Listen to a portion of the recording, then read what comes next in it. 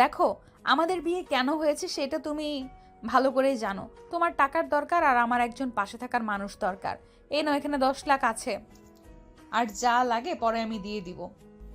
ধন্যবাদ আপনাকে আমাকে এত বড় উপকার করার জন্য। আপনি ঘুমান, আমি হসপিটালে টাকাটা জমা দিয়ে আসি। এখন বের হয়েও না, বাইরে কেউ দেখলে বুঝে ফেলবে। টাকাটা না দিলে অপারেশন হবে না। যত তাড়াতাড়ি টাকা দিয়ে দিতে হবে। ওয়েট, আমি টাকাগুলো পাঠানোর ব্যবস্থা করছি। আচ্ছা, এইগুলো আমার কাছে দাও, আমি ব্যাংক থেকে পাঠিয়ে দিচ্ছি। নদী আয়নের হাত থেকে টাকা নিয়ে লকারে রেখে দিয়ে কাউকে কল দিয়ে কথা বলতে লাগলো। আইন চুপচাপ সোফায় বসে থাকলো। কিছুক্ষণ পর কথা বলা শেষ করে খাটে এসে বসলো নদী। বসে আয়নের দিকে তাকিয়ে পড়ল। কথা বলেছি, তুমি ঘুমাও। চিন্তা করো না, অপারেশন ঠিকভাবেই হয়ে যাবে। আর আল্লাহর উপরে ভরসা রাখো। আচ্ছা, আপনার ছেলে মেয়ে আমাদের কিভাবে নিবে? তোমাকে ওইসব নিয়ে ভাবতে হবে না, তুমি ঘুমিয়ে যাও। আচ্ছা, আপনিও ঘুমান। আইন সোফায় পাঞ্জাবি ঠিক করে ঘুরে শুয়ে পড়ল। ডিম লাইট জ্বালিয়ে একপাশ হয়ে শুয়ে পড়ল। নদীর চোখের কোণায় পানি গড়িয়ে পড়তে লাগলো। আইন ঘুরতেই দেখতে পাই নদী তাকিয়ে আছে উপরের দিকে। আইন ওইদিকে পাত্তা না দিয়ে চোখ বন্ধ করে ঘুমিয়ে গেল। সকালে ঘুম ভাঙলে দেখে নদীর ড্রেসিং টেবিলের সামনে ভেজা চুল হেয়ার ডাই করছে। আইন সোফা থেকে উঠে নদীকে বলল, আমি কি অফিসে যাব নাকি হসপিটালে যাব? হসপিটালে যাও, তোমার আম্মুর অপারেশন। আর আমাকে আপডেট জানাও, আমার একটা মিটিং আছে তো, তাড়াতাড়ি যেতে হবে। আচ্ছা। আইন উঠে ওয়াশরুমে চলে গেল। গোসল করে বাহিরে তোয়ালে পরে আসলে দেখে সামিরা বসে আছে। আইনকে দেখে রেগে ফুলদানি ঢিল মেরে বলে, এই, তুই আমার আমাকে বিয়ে করলি কেন? তোর কি জ্ঞান নাই? তুই কোন হিসেবে মায়ের বয়সী মহিলাকে বিয়ে করলি? আমার বডিগার্ড ছিলি, সেখান থেকে সোজা আমার হাজব্যান্ড হয়ে গেলি? আরে তোর রুচি এত জঘন্য কেন? আইন ফুলদানিটা টি টেবিলের উপর রেখে পড়ল। আপনার আম্মুকে দেখে কে বলবে ওনার আপনাদের মতো ছেলে মেয়ে আছে? ওনাকে দেখে মনে হয় না উনি 33 বছরের মহিলা, দেখে তো মনে হয় 20 বছরের যুবতী মেয়ে। আইনের কথা শুনে সামিরা রেগে আয়নের গালে থাপ্পড় মেরে বলে, বেয়াদব ছেলে, একজন মেয়ের সামনে মায়ের নামে এভাবে বর্ণনা করতে লজ্জা করে না? দেখেন, আপনার ব্যবহারে বোঝা যায় আপনি অনেক বুঝতার। তাই আপনার উচিত আপনার আম্মু যেভাবে ভালো থাকে সেইভাবে থাকতে দেওয়া। একজন ডিভোর্সি মেয়ে এই সমাজে বাঁচতে গেলে কতটা লড়াই করতে হয় নিজের আম্মুকে তো দেখছেন। কতজনের বাজে কথা শুনতে হয় তাকে, কতজন কুনজরে তাকায়। আর এখন সে আমার স্ত্রী, এখন আশা করা যায় তার উপরে কারো আগের মতো নজর দিবে না। আর দিলে আমি তার চোখ তুলে ফেলবো। আমার কথায় যদি কিছু বুঝতে পারেন তাহলে ভালো, না বুঝলে কিছু করার নাই। আইন কথাগুলো বলে ব্যাগ থেকে শার্ট প্যান্ট বের করে ওয়াশরুমে চলে গেল। শার্ট প্যান্ট পরে বের হয়ে দেখে সামিরা চলে গেছে। আইন মাথার চুল ঠিক করে নিচে নামতে লাগলো। আয়নকে দেখে নদীর ছেলে নীরব এসে আয়নকে জড়িয়ে ধরে বলে, ভাইয়া, তুমি নাকি আমার আব্বু হয়ে গেছো? তোমাকে কি করে ডাকবো বুঝতে পারছি না। ভাইয়া বাদে যা ইচ্ছে মন চাই ডাকো। আর তুমি স্কুলে যাও নাই? আপু স্কুলে যায় নাই, তাই আমি একা যাই নাই। চলো আমি স্কুলে রেখে আসি। নাস্তা করছো? নীরব আয়নকে কিছু বলবে, সাথে সাথে সামিরা টান দিয়ে নীরবকে বলল, নীরব, খবরদার, ওর সাথে মিশলে তোর খবর আছে। চল, আমি স্কুলে নিয়ে যাচ্ছি। ভাইয়ের সাথে যাই না, সরি, নতুন আব্বুর সাথে যাই। আপু তুমি তো আজ স্কুলে যাবে না বললে। নীরবের কথা শুনে সামিরা রেগে নীরবের গালে থাপ্পড় দিতে যাবে, সাথে সাথে আইন নীরবকে ওইখান থেকে সরিয়ে দিল। সামিরার থাপ্পড় আইনের গালে পড়ল। নীরব ভয় পেয়ে গেল। সামিরা রেগে পড়ল, আমাদের মাসে এসেই গেছস, ভালো করেছো। একদম আমাদের ভাই বোনের ভিতরে আসবি না। আর নীরব, তোর মুখে যদি আর একবার ওকে আব্বু ডাকতে শুনি, তোকে আমি খুন করে ফেলবো। কথাটা বলে সামিরা রেগে চলে গেল। নীরব ভয় পেতে থাকলে আইন নীরবকে জড়িয়ে ধরে পড়ল, নীরব, ভয় পেও না, কিছু হয় নাই। শোনো, আমাকে আব্বু বলার দরকার নাই। আমার নাম ধরে বা আমাকে মামা বলে ডাকতে পারো। নানু তো বললো তুমি আমার আব্বু হয়ে গেছো। শোনো, আব্বু চাইলে সবাই হতে পারে না। আমি তোমাদের আব্বুর মতো হয়তো হতে পারবো না। তোমাদের আব্বু তো আছে, তাই আমাকে আব্বু বলার দরকার নাই। আমাকে মামা বললে হবে। আচ্ছা। আয়ান, সামিরার হয়ে আমি তোমার কাছে ক্ষমা চাচ্ছি। ছি আন্টি, এটা কি বলছেন? ক্ষমা প্লিজ চাইবেন না। আমি সামিরার ব্যাপারটা বুঝি, ওর রাগ হওয়া স্বাভাবিক। যাই হোক, আমি নীরবকে স্কুলে নিয়ে যাচ্ছি। আয়ন নীরবকে নিয়ে বের হয়ে গেল। রিক্সা নিয়ে নীরবকে স্কুলে দিয়ে আয়ন হসপিটালে চলে গেল। হসপিটালে গিয়ে ডাক্তারের সাথে কথা বলল। 30 মিনিট পর অপারেশন করতে যাবে। আয়ন কথা বলে ডাক্তারের সাথে চলে গেল। আয়ন ওর আম্মুর কপালে চুমু দিয়ে বলল, আম্মু, চিন্তা করো না, তোমার কিছু হবে না। তুমি খুব তাড়াতাড়ি ঠিক হয়ে যাবে। আয়ান, তুই এত টাকা কোথায় পাইছস? আম্মু, আমি কোনো হারাম কাজ করি নাই। আম্মু, তুমি এসব নিয়ে ভেবো না। তুমি সুস্থ হয়ে নাও, আমি তোমাকে সব বলবো। নার্স আয়নের আম্মুকে নিয়ে গেল। আয়ন কেবিনের বাইরে হাঁটাহাঁটি করতে লাগলো। কিছুক্ষণ যেতেই আয়নের কাঁধে হাত পড়লে আয়ন ঘুরে তাকিয়ে দেখে নদী। আয়নকে দেখে বলল, এত ভেঙে পড়ো না, আন্টি ঠিক হয়ে যাবে। আপনি এখানে কি করছেন? মিটিং সন্ধ্যায় দিয়েছি। কেন? মনে হইলো তোমার কাছে থাকা উচিত। তুমি ছোট একটা ছেলে, মনে হইলো তোমার পাশে থাকা উচিত, তাই চলে আসলাম। ম্যাম, আপনি অনেক ভালো। আমি ভালো না। আমি ভালো হইলে কখনোই তোমাকে ফাঁদে ফেলে বিয়ে করতাম না। না ম্যাম, হুট করে আমাকে কেন এতগুলো টাকা দিতেন? আর এখানে আপনি আমার স্ত্রী, যেখানে আপনার সাথে আমার একটা সম্পর্ক যোগ হয়েছে, সেই ভিত্তিতে টাকা দিয়েছেন। এখানে নিজেকে খারাপ ভাবার প্রয়োজন নাই। নদী কিছু বলল না। অনেকক্ষণ পর দুজন বসে থেকে ডাক্তারকে বের হতে দেখে আইন দৌড়ে ডাক্তারের কাছে গেল। ডাক্তারের মুখ দেখে আইনের বুকটা কেঁপে উঠল। ডাক্তার, আমার আম্মুর কি অবস্থা? আইনের কথা শুনে ডাক্তার চুপ হয়ে যায়। ডাক্তার আইনকে বলে, সরি, আমরা আপনার আম্মুকে বাঁচাতে পারি নাই। ডাক্তারের কথা শুনে কয়েক পা পিছিয়ে গেল। আইনের যেন হাত পায়ে কোনো শক্তি নাই। আইন পড়ে যেতে নিবে, সাথে সাথে নদী ধরে ফেল। আইন চিৎকার করে কান্না করতে করতে বলল, ডাক্তার, আপনি মিথ্যা বলছেন তাই না? প্লিজ মিথ্যা বললেন না, আমার আম্মুর কিছু হয় নাই। আইনের সামনে নার্স আইনের আম্মুর লাশ নিয়ে আসলো। আইন ওর আম্মুর লাশ ধরে চিৎকার করে কান্না করতে করতে বলে, আম্মু, এই আম্মু ওঠো না। ডাক্তার মিথ্যা বলছে তাই না?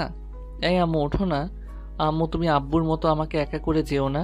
আম্মু, এই আম্মু ওঠো না, আমার অনেক কষ্ট হচ্ছে। আম্মু প্লিজ ওঠো। আইন পাগলামি করতে লাগলো। নদী আইনকে বুকে জড়িয়ে নিয়ে বলল, আয়ান, ভেঙে পড়ো না। ম্যাম, আপনি আম্মুকে বলেন না উঠতে। আয়ান, উনি আর উঠবে না। নিজেকে শান্ত করো। আইন নদীকে ছেড়ে দিয়ে ওর আম্মুকে জড়িয়ে ধরে কান্না করতে লাগলো। আয়নের কান্না দেখে ওইখানে সবার চোখে পানি চলে আসলো। নদী নিজের চোখের পানি ধরে রাখতে পারল না। নদী বুঝতে পারছে না আইনকে কি বলে সান্ত্বনা দিবে। আইনের আম্মুকে হসপিটাল থেকে বাড়িতে নিয়ে যাওয়া হলো। আইন 2 বার অলরেডি অজ্ঞান হয়ে গেছে। আইনের কাজিনরা সবাই আইনের মাথায় পানি দিয়ে জ্ঞান ফেরালো। নদী আইনকে শান্ত করে বুঝাতে লাগলো। আইনের চাচা আইনকে ধরে নিয়ে গেল।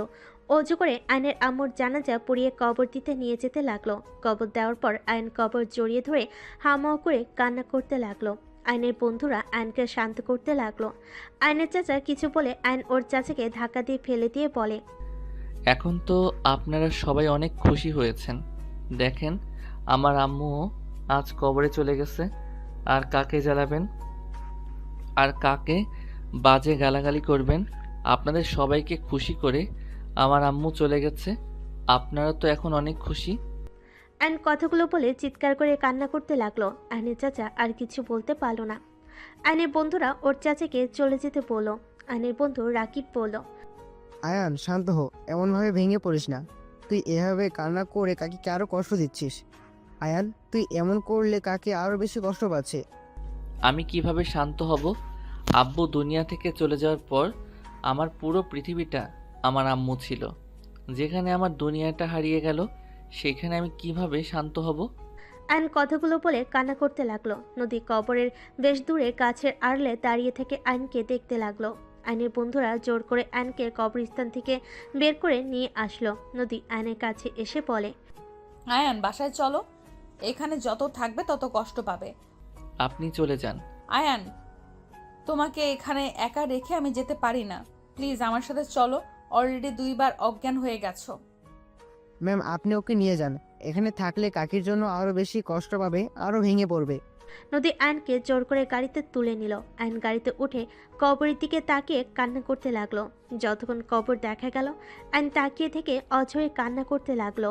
নদী আয়নের কাঁধে হাত দিয়ে বলল, আয়ান, এইভাবে কান্না করতে হয় না।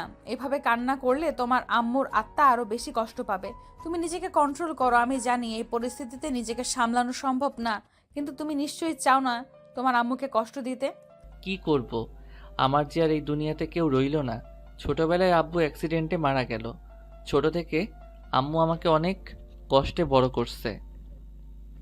সমাজের মানুষের হাজার কথার মাঝে শুধুমাত্র আমার দিকে তাকিয়ে সব সহ্য করে গেছে। একটু কষ্ট হইলে যাকে জড়িয়ে ধরে সব কষ্ট দূর করতাম, সেখানে সেই মানুষটাই আজ আমার পাশে নাই। সেখানে আমি কিভাবে নিজেকে সামলাবো? নদী আয়নের কথা শুনে বলার কোনো ভাষা খুঁজে পেল না। আয়ন বাইরের দিকে অজরে চোখের পানি ফেলতে লাগলো। নদীর বাসার ভিতরে গাড়ি থামলে আয়ন সাথে সাথে চোখ মুছে নিল।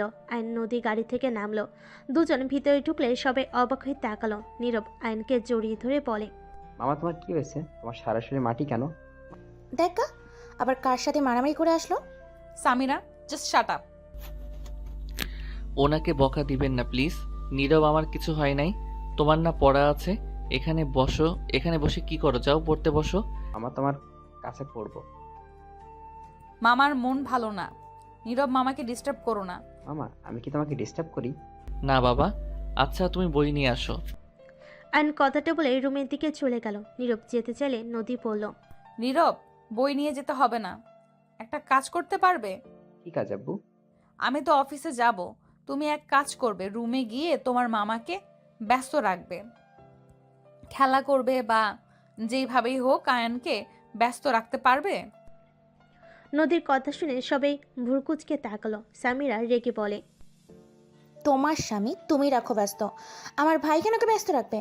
নীরব, যা পড়তে বস, আমি আসছি। Just shut up. তোমার ব্যবহার দিন দিন খুব খারাপ হয়ে যাচ্ছে।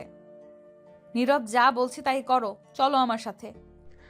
নীরব নদীর সাথে রুমে চলে গেল।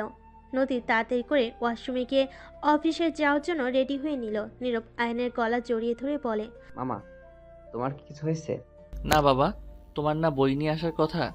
বই পড়বো না, তোমার সাথে খেলবো। আমি আসছি। নদী তাড়াতাড়ি করে নিচে নেমে গেল। নদীর কথা মতো নীরব আয়নকে ব্যস্ত রাখার চেষ্টা করতে লাগলো। আয়ন নিজেকে কন্ট্রোল করতে না পেরে নীরবকে জড়িয়ে ধরে হাওমাও করে কান্না করে দিল। নীরব হতভম্ব হয়ে গেল। আয়নকে কান্না করতে দেখে নীরব ভয়ে আয়নকে ছেড়ে দৌড়ে নিচে চলে গেল। নীরবকে এভাবে দৌড়ে আসতে দেখলে সামিরা নদীর আম্মু অবাক হয়ে বলে, নীরব কি হয়েছে? এভাবে দৌড়ে আসলে কেন? নানু মামা অনেক রান্না করছে। আমি বুঝতে পারছি না, মামা আমাকে জড়িয়ে হাওমাও করে কান্না করছিল। নীরবের কথা শুনে দুজনেই অবাক হয়ে গেল। দুজন সিঁড়ি ভেঙে নদীর রুমে চলে গেল। আয়নকে ফুলের অজ্ঞান হয়ে পড়ে থাকতে দেখে সামিয়া নদীর আম্মু দৌড়ে গিয়ে আয়নকে তুলে দেখে আয়নের নাক বয়ে রক্ত ঝরছে, কপালে ফুলে গেছে। দুজন ধরে তাড়াতাড়ি করে খাটে শুইয়ে দিল। তারপর ভিতরে নদী রুমের ভিতরে আসলো। দৌড়ে আয়নের কাছে গিয়ে পড়ল। আয়ান, এই আয়ান, আয়ান। আম্মু, ওর নাক দিয়ে রক্ত পড়ছে কেন? নীরব বলল, আয়ান নাকি ওকে জড়িয়ে ধরে কান্না করছিল। ওই ভয়ে নিচে গিয়ে আমাদের বলে আমরা রুমে এসে দেখি ওই ফ্লোরের ওপরে পড়ে আছে। তুলে দেখি নাক দিয়ে রক্ত পড়ছে। সামিরা, পানিটা দে তো। সামিরা নদীর হাতে পানি দিলে আয়নের মুখে পানি ছিটে দিতে লাগলো। আয়নের জ্ঞান ফিরল। আয়ন কান্না করতে লাগলো। নদী আয়নের বুকের সাথে জড়িয়ে ধরলে আয়ন কান্না করতে করতে বলল, ম্যাম আমি আম্মুর কাছে যাব। ম্যাম আমাকে আম্মুর কাছে দিয়ে আসেন। আমার অনেক কষ্ট হচ্ছে। আমি আম্মুকে ছাড়া থাকতে পারছি না। ম্যাম আমাকে আম্মুর কাছে দিয়ে আসেন না। আয়নের কথা শুনে নদী নিজের চোখের পানি ধরে রাখতে না পেরে বলল, আয়ান, এটা কখনোই সম্ভব না। পাগলামি করো না। ওই চলে যেতে চাচ্ছে, তুমি দিয়ে আসলেই তো পারো।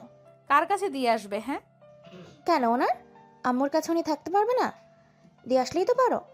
ওইটা কখনোই সম্ভব না। কেন সম্ভব না আম্মু? তুমি মামাকে রেখে আসো। তোমার কাছে না ঘুমালে আমার কেমন কষ্ট হয়। মামারও কষ্ট হয় আর আম্মুরও কষ্ট হয়। আম্মু মামাকে দিয়ে আসো। মামার কান্না দেখে আমারও কান্না আসছে। তোমার মামার আম্মু এই দুনিয়াতে আর বেঁচে নেই। উনি পরপারে পাড়ি জমিয়েছেন। উনি ওই আকাশের তারা হয়ে গেছে। নদীর কথা শুনে সামিরা নদীর আম্মু চমকে গেল। সামিরা বলে ওঠে, মানে কি আম্মু? হ্যাঁ, আয়ানের আম্মু 12টার দিকে মারা গেছে। সেখানে কবর দিয়ে আয়ানের শরীরে এই মাটি। ওর আম্মুর কবর রেখে আসতে চাইছিল না। নদী সব কিছু খুলে বলে। সামিরা নদীর আম্মুর চোখে পানি চলে আসলো। নদীর আম্মু আয়নের কাছে গিয়ে বলে, আয়ান কান্না করো না, সবাইকে একদিন না একদিন চলে যেতে হবে। আর কে বলেছে তোমার এই দুনিয়াতে কেউ নেই? নদী, আমি সবাই তোমার সাথে আছে। এক মা চলে গেছে, কি হয়েছে? আমি তোমার মায়ের মতো তো। আজ থেকে তুমিও আমার সন্তান। এইভাবে ভেঙে পড়ো না। আয়ন নদীর আম্মুর কথা শুনে কিছু না বলে কান্না করতে থাকলো। সামিরা আয়নকে কান্না করতে দেখে আয়নকে বলে, এইভাবে কান্না করলেন কেন? আমরা সবাই আপনার সাথে আছি তো, কান্না করেন না। তোমরা সবাই আমাকে শান্ত রাখার জন্য এইসব বলছো? আমি একা একা সারা জীবন থাকবো, আর আমাকে এভাবে সান্ত্বনা দেওয়ার জন্য ধন্যবাদ। আয়ন নদীকে ছেড়ে খাট থেকে উঠে বারান্দায় চলে গেল। নীরব কাছে যেতে চাইলে নদী আটকিয়ে দিল। ওকে একা থাকতে দাও। আইন চুপচাপ বারান্দায় নীরবে কান্না করতে লাগলো। সামিরা নদীর আম্মু চলে গেল।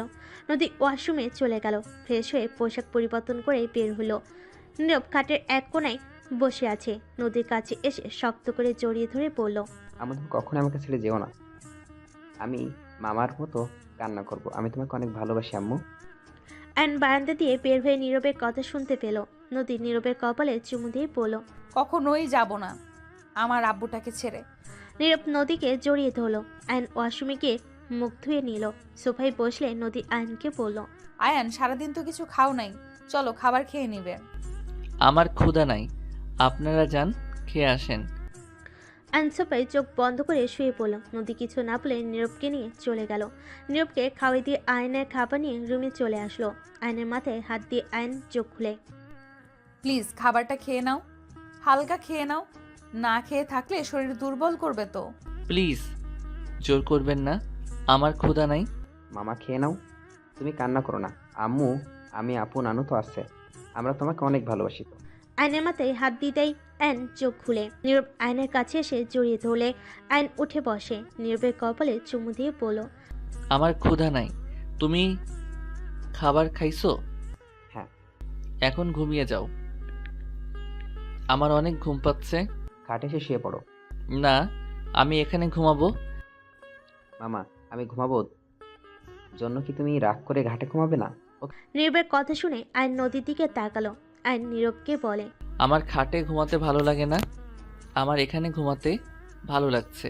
আর হ্যাঁ, এইটা কিন্তু সিক্রেট, কাউকে যেন বলো না। আমি এখানে ঘুমাই, তাহলে কিন্তু সবাই আমার এখানে ঘুমাতে পারে। আমি আমার জায়গা কাউকে দিতে চাই না। ওকে মামা, কাউকে বলবো না, আমার অনেক ঘুম পাচ্ছে। নীরব হাই তুলতে তুলতে খাটে গিয়ে শুয়ে পড়ল। নদী আয়নের দিকে তাকিয়ে বলে, অল্প খেয়ে নাও প্লিজ। প্লিজ জোর করেন না, আপনি একজন স্ত্রীর মতো ব্যবহার করছেন, ব্যাপারটা আমার ভালো লাগছে না।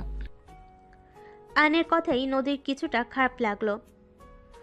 নদী আর কিছু না বলে খাবার টি টেবিলের উপর রেখে দরজা লাগিয়ে দিয়ে এসে লাইট অফ করে ডিম লাইট জ্বালিয়ে শুয়ে পড়লে নীরব নদীকে জড়িয়ে ধরে। নদী নীরবের মাথায় হাত বুলিয়ে দিল। নীরবের কপালে চুমু দিয়ে ঘুমিয়ে পড়ে। 5 দিন পর। আয়ান, এভাবে না খেয়ে থাকলে তোমার শরীর দিন দিন খারাপ হয়ে যাচ্ছে। আয়ান, বাস্তবতা মেনে নাও। কতদিন না খেয়ে থাকবে বলো? শোনো, এই দুনিয়াতে একা এসেছো, একাই যেতে হবে।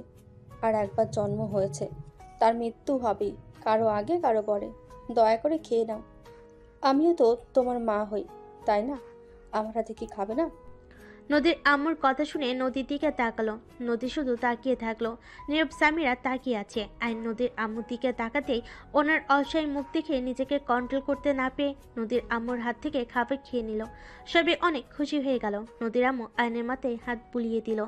আইনকে খাওয়াই দিতে লাগলো আর বলতে লাগলো, এই তো গুড বয়। আরে, 1 মা গেছে তো কি হয়েছে? আরেকটা মা তো আছে, তাই না?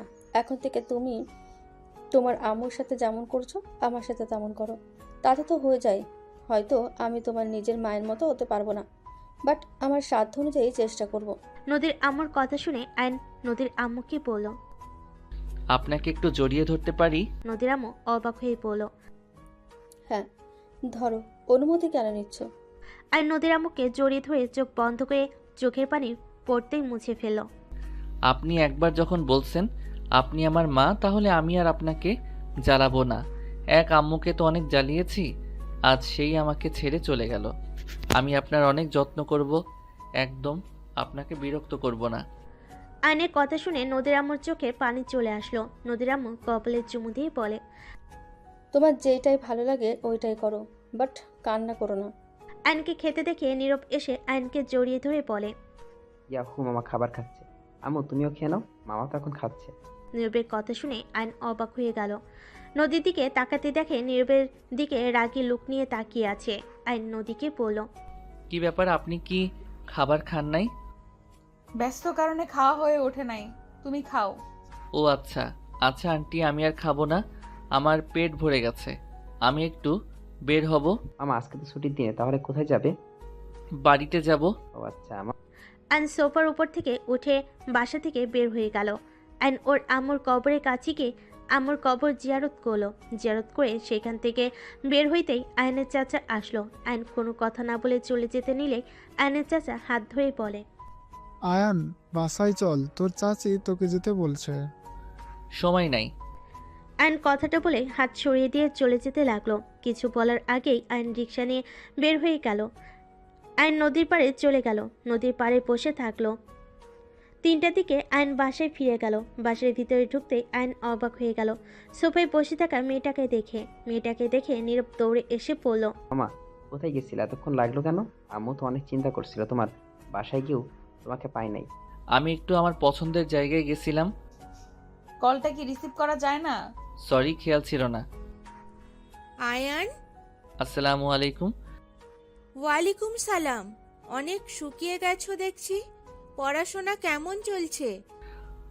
পড়াশোনা আর করি না। কি? কেন? জব নিয়েছি, পড়ার সময় হয়ে ওঠে নাই। বাট তুমি এখানে? আমারও তো সেম প্রশ্ন। আমার বাসার সবাইকে তুমি চেনো নাকি? এইটা তোমার বাসা? হ্যাঁ। খালামানি তুমি মামাকে চেনো? হ্যাঁ। খালামণি মানে? ও, তুমি তাহলে ওনার ছোট বোন? হ্যাঁ। তোমরা একে অপরকে কিভাবে চেনো? হাই স্কুলে আমরা একসাথে পড়াশোনা করেছি। ও অনেক ভালো স্টুডেন্ট ছিল। ও সব সময় ক্লাসে ফার্স্ট হতো। প্রথমে তো ওকে আমি দেখতে পারতাম না, বাট পরে বুঝতে পারি ও অনেক ভালো। এই আয়ান, আন্টি কেমন আছে? আমাকে ভুলে গেছে নাকি? জানো আপু, ওদের বাসায় একবার গিয়েছিলাম। আন্টি আমাকে অনেক আদর যত্ন করেছিল। তুলির কথা শুনে আয়ন চুপ হয়ে গেল। নদী আয়নের মুখ দেখে বুঝতে পারল। নদী আয়নকে বলল, আয়ান, রুমে যাও। আচ্ছা, থাকেন। আয়ন চলে গেলে তুলি অবাক হয়ে তাকিয়ে বলল, কি হলো এটা? কি ব্যাপার? ও তোমার রুমে চলে গেল কেন? খালামণি, ওটা তোমার বোনের জামাই। সামিরা, কি ধরনের কথা এটা? তুলি কথাটা শুনে অবাক হয়ে গিয়ে বলে, কি? এসব কি বলে? হ্যাঁ, আয়ানকে বিয়ে করছি। কি যাতা বলো? তোমার কি মাথা খারাপ নাকি? আয়ান আর তোমার বয়সের কত পার্থক্য? তোমার বয়স 33 আর ওর বয়স 19। কতটা বয়সের পার্থক্য? পাগল হয়ে গেছো নাকি? কি, আমার তো 15। আমার 4 বছরের বড়। তাহলে খালামণি তুমিই বলো কেন আমি রেগে যাই? আমি ওকে কোন হিসেবে বাবা বলে ডাকবো বলতে পারো? এখন তুমিই বলো, কেন তোমার বোনের সাথে খারাপ ব্যবহার করি? আম্মু, তুমি এটা কিভাবে মেনে নিলে? তোমার মেয়ে যা মনে চাইবে তাই করবে নাকি? ওর এত বিয়ে করার শখ থাকলে রাতুল ভাইকে বিয়ে করলে কি সমস্যা হতো? আমার ব্যক্তিগত ব্যাপারে তোরা কথা বল, এটা আমি চাই না। আমার যেটা ভালো লাগবে আমি তাই করব। আপু, তুই 2 বাচ্চার মা। তোর সাথে ওর কখনোই যায় না। নিজে তো ভেবে দেখ। ছি, ভাবতেই ঘৃণা হচ্ছে। আয়ান তো আমার 1 বছরের ছোট। মানুষজন জানলে কি বলবে? আমি কারোর কথা কানে দেই না। মানুষের মুখ আছে বলবেই, এখানে আমি কি করব? নদীর কথা শুনে তুলির রাগে সামনে থাকা গ্লাস ছুঁড়ে মেরে বলে, তোর এসব উজানি কথা বলার জন্য সংসার করতে পারলি না, আবার হাঁটুর বয়সে ছেলেকে বিয়ে করছস? কোনো কাণ্ডজ্ঞান কি নাই তোর? সব সময় খালি আমাদের মাথা হেট করে দিস। আব্বু লন্ডন থেকে ফিরুক, এর একটা ব্যবস্থা না নিলে খবর আছে। তুলির কথা শুনে নদীর বুকের ভিতর যেন মুচড়ে উঠল। নদীর চোখে পানি টলমল করতে লাগলো। নদীর তুলির দিকে তাকিয়ে পড়ল। তুই এটা আমাকে বলতে পারলি? হ্যাঁ বলতে পারছি। এই ন্যাকা কান্না করবে না তো? নদী আর এক মুহূর্ত ওইখানে দাঁড়িয়ে থাকতে পারল না, দৌড়ে রুমে চলে গেল। তুলির আগে নিজের রুমে চলে গেল। অ্যান বারান্দায় বসেছিল। নদীর রুমে এসে সোজা ওয়াশরুমে গিয়ে শাওয়ার ছেড়ে দিয়ে কান্না করতে লাগলো। অনেকক্ষণ বসে থাকতেই হঠাৎ নীরবের কান্নার শব্দ পেয়ে আয়ান বারান্দা থেকে বের হয়ে দেখে নীরব ওয়াশরুম থেকে কান্না করে বলছে। আম্মু ওঠো না। আম্মু তুমি তো কাঁদছো। নীরবের কথা শুনে আয়ন ওয়াশরুমে গিয়ে দেখে নদী দুই হাত হাঁটু জড়িয়ে ধরে চুল ছেড়ে দিয়ে কান্না করছে। হাতের লোমগুলো দাঁড়িয়ে গেছে। আয়ন নদীর কাছে গিয়ে শাওয়ার বন্ধ করে বলল, আপনি এসব কি করছেন? এই সময় এইভাবে ভিজছেন কেন? আর কি হয়েছে, কান্না করেন কেন? মামা আম্মুকে ধরো না। খালামণি আম্মুকে বকা দিয়েছিল। আম্মু অনেক কষ্ট পেয়েছে। আম্মু কষ্ট পেলে এমন করে। আম্মু জ্বর আসবে আবার। মামা ধরে নিয়ে চল না। আমি তো নিতে পারছি না। নীরবের কথা শুনে আয়ন বলল। তুমি সরো, আমি নিয়ে যাচ্ছি। নীরব সরে দাঁড়ালে আয়ন নদীর শরীরে হাত দেওয়ার সাহস পাচ্ছিল না। তারপর ভয়ে ভয়ে বলল, ক্ষমা করবেন, প্লিজ উঠেন। নীরব কান্না করছে তো। আয়ান নীরবকে নিয়ে যাও প্লিজ, আমাকে একা থাকতে দাও। নদী আবার শাওয়ার ছাড়তে যাবে। আয়ন সাথে সাথে নদীর হাত ধরে পাজা কোলে তুলে নিল। নদী নামিয়ে দিতে বলতে লাগলো। আয়ন নদীর কোনো কথা না শুনে রুমে নিয়ে আসলো। নদী ঠান্ডায় কাঁপছে। আয়ন নীরবকে বলল। তোয়ালেটা দাও। নীরব তোয়ালেটা দিলে আয়ন নদীর মাথার পানি মুছতে লাগলো। মুছে চুল বেঁধে দিল। আরেকটা তোয়ালে দিয়ে হাত মুছতে গেলে রুমে সামিরা তুলি এসে এই অবস্থা দেখে বলে, ছি, ছেলের সামনে এভাবে থাকতে লজ্জা করছে না? দিন দিন বেহায়া হওয়া বন্ধ করো। নীরব যাও, আপুর রুমে যাও। এখানে কি করছো? তুলির কথা শুনে আয়ন সাথে সাথে নদীর কাছ থেকে সরে বলে, তুলি, উনি তোমার বড় বোন, এভাবে কথা কেন বলছো? চুপ, একদম চুপ। আমাকে ভদ্রতা শিখাতে আসবে না। এই, তুমি কোন হিসাবে আমার বোনকে বিয়ে করলে? তোমার আম্মুকে তো ভালো মানুষ ভেবেছিলাম। সে কিভাবে তোমাকে আপুর সাথে বিয়ে দিল? কেন, ওনাকে বিয়ে করাতে কি সমস্যা হয়েছে? আমার ভালো লাগছে, বিয়ে করেছি, এতে সমস্যা কোথায়? সমস্যা কোথায় মানে? তুমি এত নির্লজ্জ হয়ে গেছো। ও তোমার থেকে 14 বছরের বড়। ওর সাথে তোমার কিভাবে যায়? মানুষের রুচি বলে তো কথা আছে। তাতে সমস্যা কি? উনি আমার 200 বছরের বড় হোক, তাতে সমস্যা কোথায়? আমাদের একটা পরিচয়, আমরা স্বামী স্ত্রী। যেখানে ভালোবাসা থাকে সেইখানে বয়স বড় বিষয় না।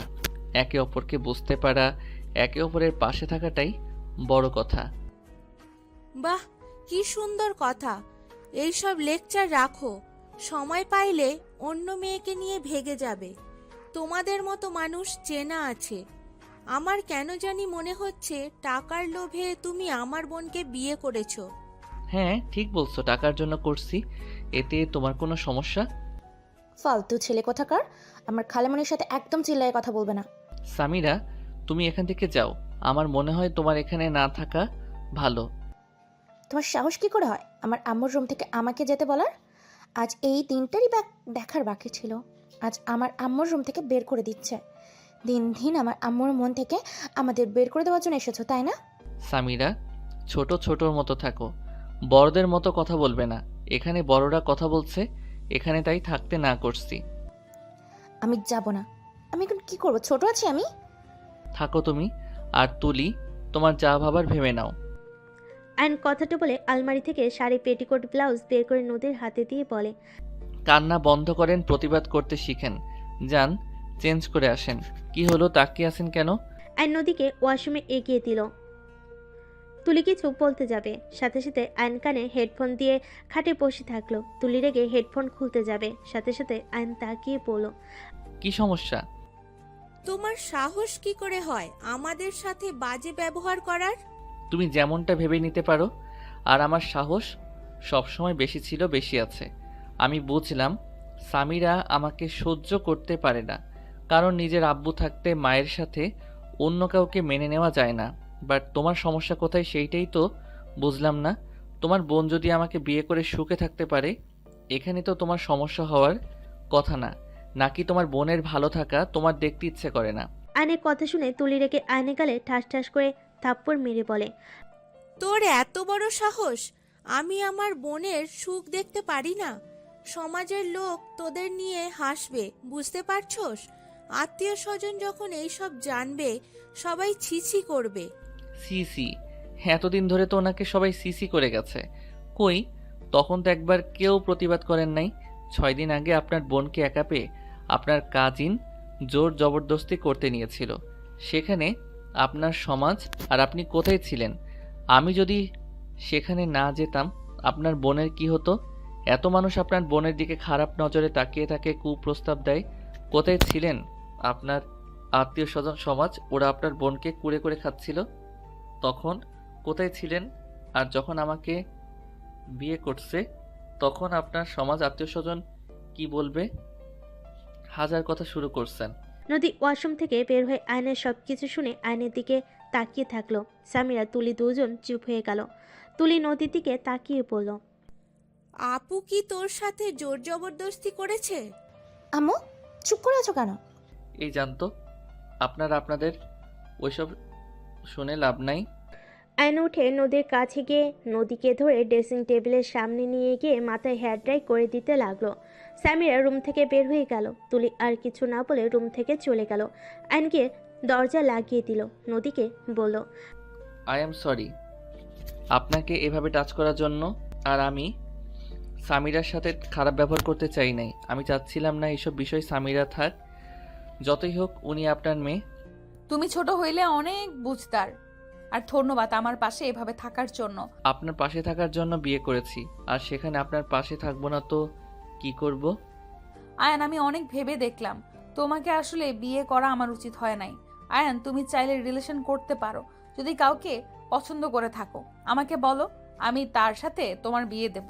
আয়ন কিছু বলল না। দরজা নক হওয়ার শব্দ পেলে আয়ন দরজা খুলে দেখে নীরব। নীরব ভিতরে ঢুকে বলে, আম্মু, তোমার কি জ্বর এসে গেছে নাকি? না বাবা, আমি ঠিক আছি। আম্মু, মামার সাথে তোমার বিয়ে হয়ে শুনে খালামণি এসে রাগ করে গেল কেন? আব্বু তো অন্য একটা আন্টিকে বিয়ে করছে, সেখানে তুমিও করছো, এখানে রেগে যাওয়ার কি আছে? নীরব, বড়দের বিষয়ে কথা বলতে হয় না। উনি তো তোমার আম্মুকে অনেক ভালোবাসে, তাই উনি রেগে গেছে। আমি যদি তোমার আম্মুকে কষ্ট দেই, তাই উনি রেগে গেছে। আম্মুকে তুমি কিভাবে কষ্ট দিবে মামা? তুমি তো অনেক ভালো। তাই তোমার মনে হয় আমি ভালো? হ্যাঁ তো। ও আম্মু, বর্ণানো কল দিয়েছিল, খালামণি নাকি বিয়ে আমাদের সবাইকে যেতে বলছে। রাইসার বিয়ে? ও হ্যাঁ, নানু তো বললো আগামীকাল যাবে। ও আচ্ছা। আয়ন খাটে শুয়ে পড়ল। ফোনে গেমিং করতে লাগলো। নীরব এসে খেলতে লাগলো। নদী চুল শুকিয়ে আঁচড়িয়ে নিচে চলে গেল। নিচে গেলে তুলি বলে, রাইসার বিয়ে কি করবে? যাবে নাকি, না এখানেই থেকে যাবে? তোমার জামাই নিয়ে গেলে তো তোমাদের দুজনকে জামাই বউ না অন্য কিছু ভেবে নিবে। তুলি চুপ কর। বড় আফা আয়ানকে নিয়ে যেতে বলছে। শোন, তোরা মার্কেটে করে আয়, তোর আব্বু বিয়ের দিন চলে আসবে। আর এত ভাবিস না, আমি সবাইকে আনছি। আমাকে আপনাদের পরিচয় দিতে হবে না। ওনারা তো জানে আমি আপনার বডিগার্ড, সেই হিসাবে চলে যাব। আর আপনার জামাই আসতে পারে নাই, হিসাব বরাবর। এইটাই ভালো হবে। না আয়ান, এসব কিছু বলতে হবে না, আমি সবাইকে বলে দিয়েছি। আর ওরা তোমাকে ইনভাইট করেছে। আর তুলি, তুই একটু বেশি কথা বলোস। যা শপিং করতে চা। আয়ান, তুমি রেডি হয়ে আসো। আমি যাব না, আপনারা যান। কেন? ওইখানে গিয়ে কি এইসব কম দামের জিনিস পড়বে নাকি? আমার যা আছে এইটাতে কি সমস্যা? দুইজন থামো, যা বলি তাই করো।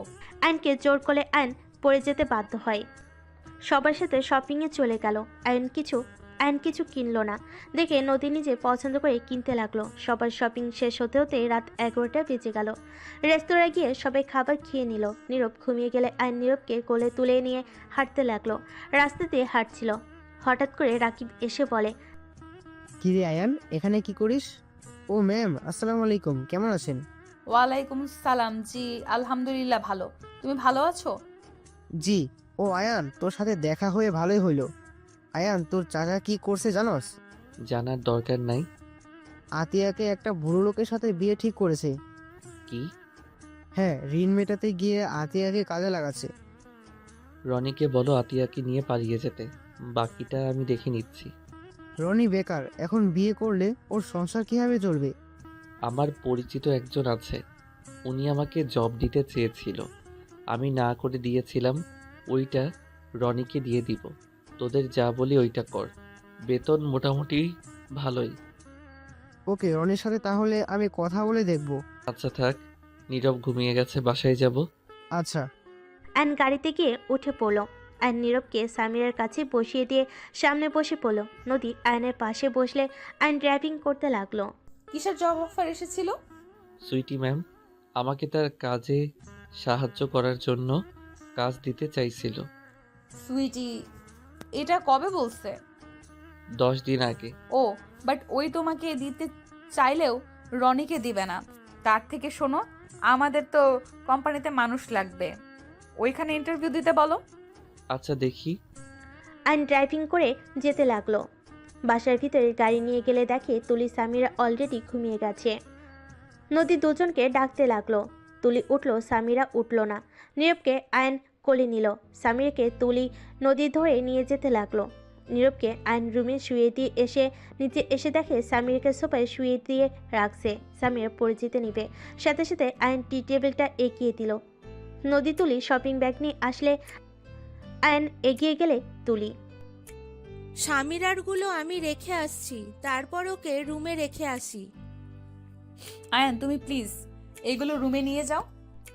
আয়ন নদীর হাত থেকে সব শপিং ব্যাগ নিয়ে যেতে লাগলো। রুমে গিয়ে রেখে দিল।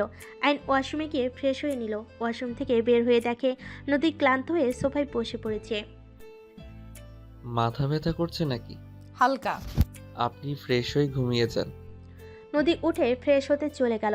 আয়ন সোফায় শুয়ে পড়ল। সকালে নদীর ডাকে ঘুম ভাঙলো। আয়ন নদীর দিকে তাকিয়ে বলল, এত সকালে ডাকছেন কেন? দুইজন রেডি হয়ে নাও, বিছানার উপরে শার্ট প্যান্ট বের করে রাখছি, তাড়াতাড়ি পরো। এখন যাবেন নাকি? হ্যাঁ। আয়ন নীরব উঠে তাড়াতাড়ি দুজন রেডি হয়ে নিল। রেডি হয়ে লাগেজ নিয়ে নিচে নামলো। নিচে গিয়ে দেখে কেউ নেই। আর নীরব বসে থাকলো। নীরব তুলির রুমে গিয়ে দেখে সবাই সাজগোজ করে যাচ্ছে। নীরব নিচে এসে বলে, আমাদের রেডি হতে হতে আমাদের একটা ঘুম হয়ে যাবে। কি আর করবে, অপেক্ষা করা ছাড়া উপায় নেই। দুজন বসে গেম খেলতে লাগলো। 2 ঘন্টা পর তিনজন নিচে নামতে লাগলো।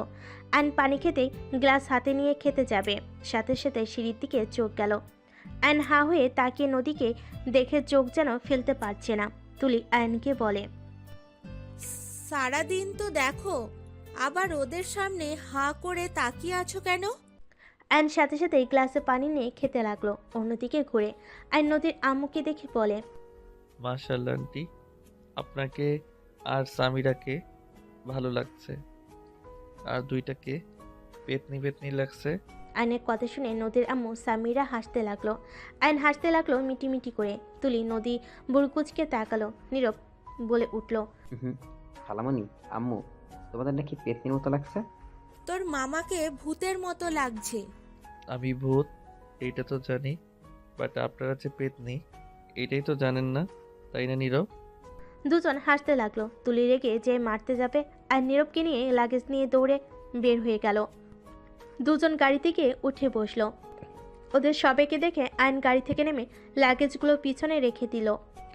আয়ন ড্রাইভারের পাশে গিয়ে বসলো। বাস কাউন্টারে গিয়ে বাসে উঠে পড়ল। নদী নীরব একসাথে বসতে গেলে নদীর আম্মু বলে, নীরব, নানু ভাই তুমি আমার কাছে এসে বসো। আমি আপনার কাছে বসি, এইখানে বসে থাক। তুমি নদীর কাছে বসো। নীরব এসে নদীর আম্মুর কাছে গিয়ে বসলো। আয়ন উপায় না পেয়ে নদীর কাছে গিয়ে বসলো। আয়ন ফোনে গেম খেলতে লাগলো। নীরব আয়নের কাছে আসলে আয়ন নীরবকে কোলে বসিয়ে দিল। নীরব আয়নের সাথে বসে গেম খেলতে লাগলো। সারাদিন জার্নি করে সন্ধ্যার দিকে সবাই নেমে পড়লো। গাড়ি এসে আয়নদের রিসিভ করে নিয়ে যেতে লাগলো। একটা বাড়ির সামনে গিয়ে গাড়ি থামালো। সবাই নেমে পড়লো। নদীর খালামণি আয়নদের কাছে এসে কুশল বিনিময় করলো। আয়ন সালাম দিয়ে কুশল বিনিময় করে তাদের সাথে যেতে লাগলো। বাসার ভিতরে গেলে সবার সাথে আয়ন কুশল বিনিময় করতে লাগলো। হঠাৎ করে একজন লোককে দেখে নীরব দৌড়ে গিয়ে জড়িয়ে ধরে বলল, আব্বু। আয়ন অবাক হয়ে গেল। নীরবকে লোকটা কোলে নিয়ে চুমু দিয়ে কথা বলতেই সামিরার দিকে তাকিয়ে বলে, সামিরা মা, কেমন আছোস? সামিরাকে জড়িয়ে ধরতে চাইলে সামিরা লাগেজ নিয়ে সাইড কেটে চলে গেল। আয়ন নদীর কানে কানে বলে, এইটা আপনার এক্স হাজবেন্ড নাকি? হুম। নদীর এক্স হাজবেন্ড রায়হান কাছে এসে নদীর আম্মুকে সালাম দিল। তুলি কেমন আছোস? ভালো ভাইয়া, তুমি কেমন আছো? কি ব্যাপার, ভাবিকে দেখছি না? এই মনে হয় রুমে আসে। ও আচ্ছা, থাকো, আমিও যাই। নদী রায়হানের দিকে না তাকিয়ে অন্যদের সাথে কথা বলতে লাগলো। নদীর খালামণি বলে, নদী, জামাইকে নিয়ে রুমে যা। এইভাবে কতক্ষণ দাঁড়িয়ে থাকবে? নদী আয়নের হাত ধরে নিয়ে যেতে লাগলো। নদী কিছু আত্মীয় স্বজন হাসতে হাসতে বলে, আফা, নদীকে কার সাথে বিয়ে দিয়েছ? এ তো ছোট্ট একটা বাচ্চা ছেলে, দেখে মনে হয় ভাই বোন। কথাগুলো বলে হাসতে লাগলো। রায়হান কথাগুলো শুনে চলে গেল। নদীর আম্মু বলে ওঠে, ছোট হলে আমার মেয়ের জামাই অনেক বুদ্ধিমান আর অনেক ভালো। আমার মেয়ে যার সাথে সুখে থাকবে তার সাথে বিয়ে দিয়েছি।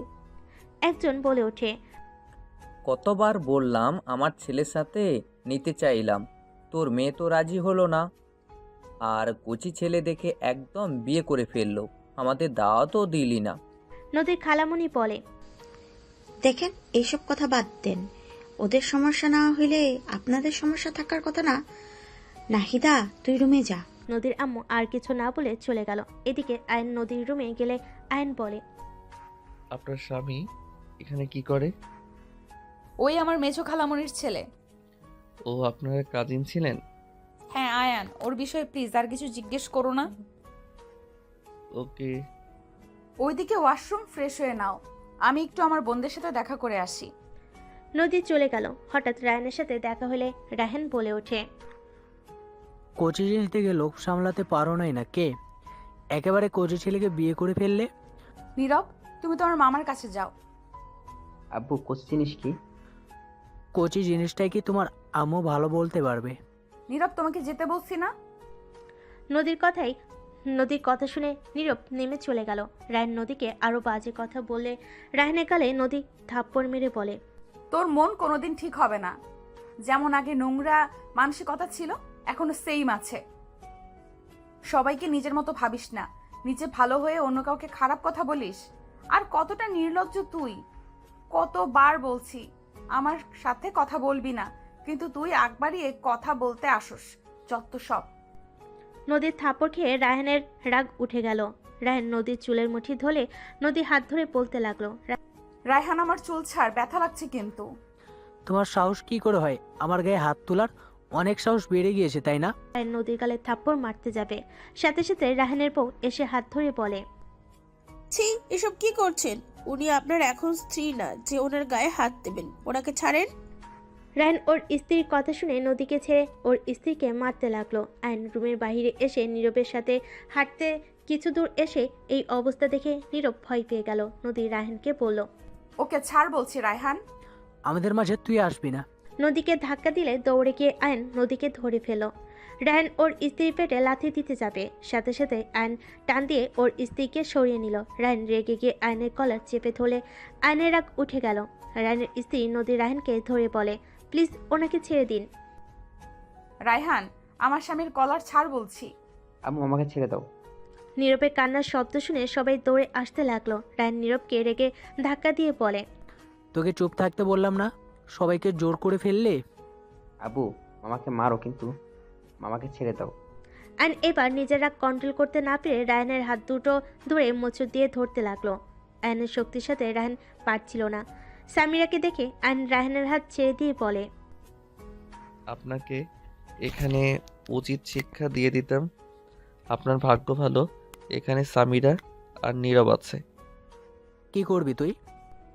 কথাটা বলে আয়নের মুখে ঘুষি মালে সবাই ভয়ে বলতে লাগলো, রায়হান এইটা কিন্তু বাড়াবাড়ি হয়ে যাচ্ছে। তুই নতুন জামের মুখে ঘুষি মারলি কেন? রায়হান ওই লোকটার দিকে রাগী লুক নিয়ে তাকিয়ে বলল, কেন, ওই কি আপনার জামাই না কি যে এত মায়া লাগছে? ছি, এইসব কি যাতা বলছেন? মুখের ভাষা এত জঘন্য কেন আপনার? দেখেন, আপনার মাত্রার ভিতরে থাকেন, না হইলে কিন্তু আপনার কপালে দুঃখ আছে। কি করবি তুই কর। আয়নকে ধাক্কাতে লাগলো। সামিরা রেগে রায়হানকে ধাক্কা দিয়ে বলল, খবরদার, আপনি আমার আব্বুর গায়ে হাত দিবেন না। আপনি একজন জঘন্য মানুষ। আপনার লজ্জা শরম নাই? সবসময় খালি ঝামেলা করেন, নেশাখোর কোথাকার। আপনার ধারণাও নেই আমার আব্বু আপনাকে মারলে আপনার কি হতে পারে। আপনি এমন জঘন্য মানুষ, যেখানে দেখছেন নীরব ভাই কান্না করছে আর আপনার সেদিকে কোনো খবরই নেই, উল্টা নীরবকে ধাক্কা দিচ্ছেন। এত জঘন্য আপনি। সামিরার মুখে আব্বু ডাক শুনে আয়ন অবাক হয়ে গেল। রায়ন রেগে চিল্লায়ে বলল, আমি তোর আব্বু হই না? দেখ সামিরা, এখান থেকে সর। তোর মা তো একটা বেশ্যা, আর তুই সেই মাকে সাপোর্ট করস? রায়হানের কথা শুনে আয়নের আর সহ্য হলো না। আয়ন রেগে নীরবকে বলল, নীরব, আমার রুমে যাও। আমার ফোনটায় গেম চালু আছে কিনা দেখো তো। নীরব চলে গেলে আয়ন রেগে রায়হানের সামনে এসে রায়হানের কলা ধরে একের পর এক ঘুষি দিতে দিতে বলতে লাগলো, আপনার সাহস কি করে হয় আমার স্ত্রীকে বাজে কথা বলার? আমি আপনার মুখ ভেঙে ফেলবো। রায়হান আয়নের সাথে পেরে ওঠে না। আয়ন একের পর এক ঘুষাতে লাগলো। নদী রায়হানের স্ত্রী আয়নকে ঠেকানোর চেষ্টা করতে লাগলো। রায়হানের মুখ দিয়ে রক্ত ঝরতে লাগলো। স্বামীরা কান্না করতে করতে চলে গেল। কিছুজন বলতে লাগলো, ঠিক হয়েছে, এই হলো স্বামী, নিজের স্ত্রীর নামে খারাপ কথা বলবে, তাকে ছেড়ে দেওয়া একদম ঠিক না। নদী লোকটার কথা শুনে থমকে গেল। আয়নের দিকে তাকিয়ে দেখতে লাগলো। রায়হানের স্ত্রী আয়নের পা ধরে বলে, আমি আপনার পায়ে ধরছি, আমার স্বামীকে ছেড়ে দিন। আয়ন রেগে ধাক্কা দিয়ে নিচে ফেলে বলে, দেখেন, এইটাই স্ত্রী। আপনি ওনাকে কি পরিমাণ মারলেন, আর উনি সেই আপনার কষ্ট সহ্য করতে না পেরে আমার পায়ে ধরছে। লজ্জা পাওয়া দরকার আপনার। আয়ন আরেকটা মারতে যাবে, রায়হানের স্ত্রী থামিয়ে হাত জোর করলো। আয়ন না মেরে বলল, আপনাকে যদি আমার স্ত্রীর আশেপাশে দেখি একদম খুন করে ফেলবো, ফালতু কোথাকার। আয়ন কথাগুলো বলে ওইখান থেকে চলে গেল। সবাই রায়হানকে দেখে হাসতে হাসতে বলে, নদী, তোকে নিয়ে হাসাহাসি করছি, ক্ষমা করে দিস মা। তুই একজন যোগ্য ছেলেকে বিয়ে করছস। সবাই আয়নের অনেক প্রশংসা করতে লাগলো। নদী সবার কথা শুনে অনেক খুশি হতে লাগলো। নদী রায়হানকে বলল, সব জায়গায় ক্ষমতা দেখাতে হয় না, নিজেকে কি ভাবোস আল্লাহ ভালো জানে। আর দেখলি তো আমার স্বামী ছোট হলেও কতটা বুঝতার। তোর মতো জানোয়ার না। দেখ, ওর নিজের সন্তান না হওয়া সত্ত্বেও ওদের কথা ভেবে তোর সাথে সুন্দরভাবে সমাধান করতে চাইলো, আর তুই কিনা নিজেদের সন্তানের উপরে হাত তুলস। জঘন্য লোক একটা। নদী কথাগুলো বলে ওইখান থেকে চলে গেল। রুমে গেলে দেখে আয়ন নীরবকে বুকে জড়িয়ে ধরে বলতে লাগলো, আমি তো জানি নীরব বাবু অনেক সাহসী, তাহলে এখন কেন কান্না করছে? আরে বাবা শুনো, তোমার আব্বুর তো মাথা গরম, তাই তোমাকে ভুলে ধাক্কা দিয়েছে। তোমার আব্বু তোমাদের অনেক ভালোবাসে। রাগের মাথায় তো মানুষ কত কিছু করে। না আব্বু, আমাদের ভালোবাসে না। আব্বু অনেক পচা, তোমাকে মারছে। আব্বুর সাথে তো আর কথাই বলবো না আমি। দেখ, এমন কেউ বলে আব্বুরা পচা হয় না। রাগ উঠলে সবার মাথা খারাপ হয়ে যায়। দেখো, মাথা ঠান্ডা হইলে ঠিক তোমাকে আবার কাছে টেনে নিবে। আব্বু আমাকে ধাক্কা দিলে আমি যে নিচে পড়ে যেতাম। আমি তো আছি, তোমার কিছু হবে না। আব্বু কেন তোমার মতো হয় না মামা? কেউ কারো মতো হয় না বাবু। আচ্ছা শোনো, তোমার আপুর কাছে যাও। তোমার আপু মনে হয় কান্না করছে। নীরব আয়নের উপর থেকে উঠে নিচে নামলে নদীর সাথে সাথে লুকিয়ে পড়লো। নীরব বের হইলে নদীর রুমের দিকে বা আসার ভান করলো। নীরব ওর আম্মুকে কিছু না বলে চলে গেল। নদী আয়নের পাশে বসলে আয়ন চমকে যায়। আয়ন সরে যেতে চাইলে নদী আয়নকে বলল, বসো। কুত্তার বাচ্চা কত জোরে ঘুষি দিয়েছে, ঠোঁট কেটে রক্ত পড়ছে। নদী ওর শাড়ির আঁচল দিয়ে ঠোঁটে রক্ত মুছতে লাগলো। আয়ন নদীর দিকে অবাক হয়ে তাকিয়ে বলল, কি করছেন? আমার জন্য দামি শাড়িটা নষ্ট করছে কেন? মানুষের থেকে শাড়ি কখনোই দামি হয় না। চুপচাপ বসে থাকো। ওয়েট, আমি ব্যাগে স্টিকার ব্যান্ডেজ আছে। আপনি কি এসব নিয়ে ঘোরেন নাকি? নীরবের জন্য রাখতে হয়। নদী ব্যাগ থেকে স্টিকার ব্যান্ডেজ বের করে আয়নের ঠোঁটে লাগিয়ে দিতে লাগলো। আয়নের নাকে গরম নিঃশ্বাস হাতে এসে পড়ে নদীর ভিতরে অন্যরকম অনুভূতি হলো। আয়ন নদীর দিকে তাকিয়ে আছে। চোখে চোখ পড়ে আয়ন চোখ সরিয়ে নিল। হঠাৎ করে দরজা নক হলে দুজন একে অপরের থেকে দূরে সরে বসলো। নদীর কয়েকটা কাজিন খাবার নিয়ে এসেছে। টেবিল ওপর রাখতে রাখতে বলে, বাহ দুলা ভাই, আপনি দেখতে যেমন স্মার্ট তেমনই গুড লুকিং, তেমন ফাইটিংও তো ভালোই জানেন, একদম সিনেমার হিরোদের মতন। কথাগুলো বলে হাসতে লাগলো।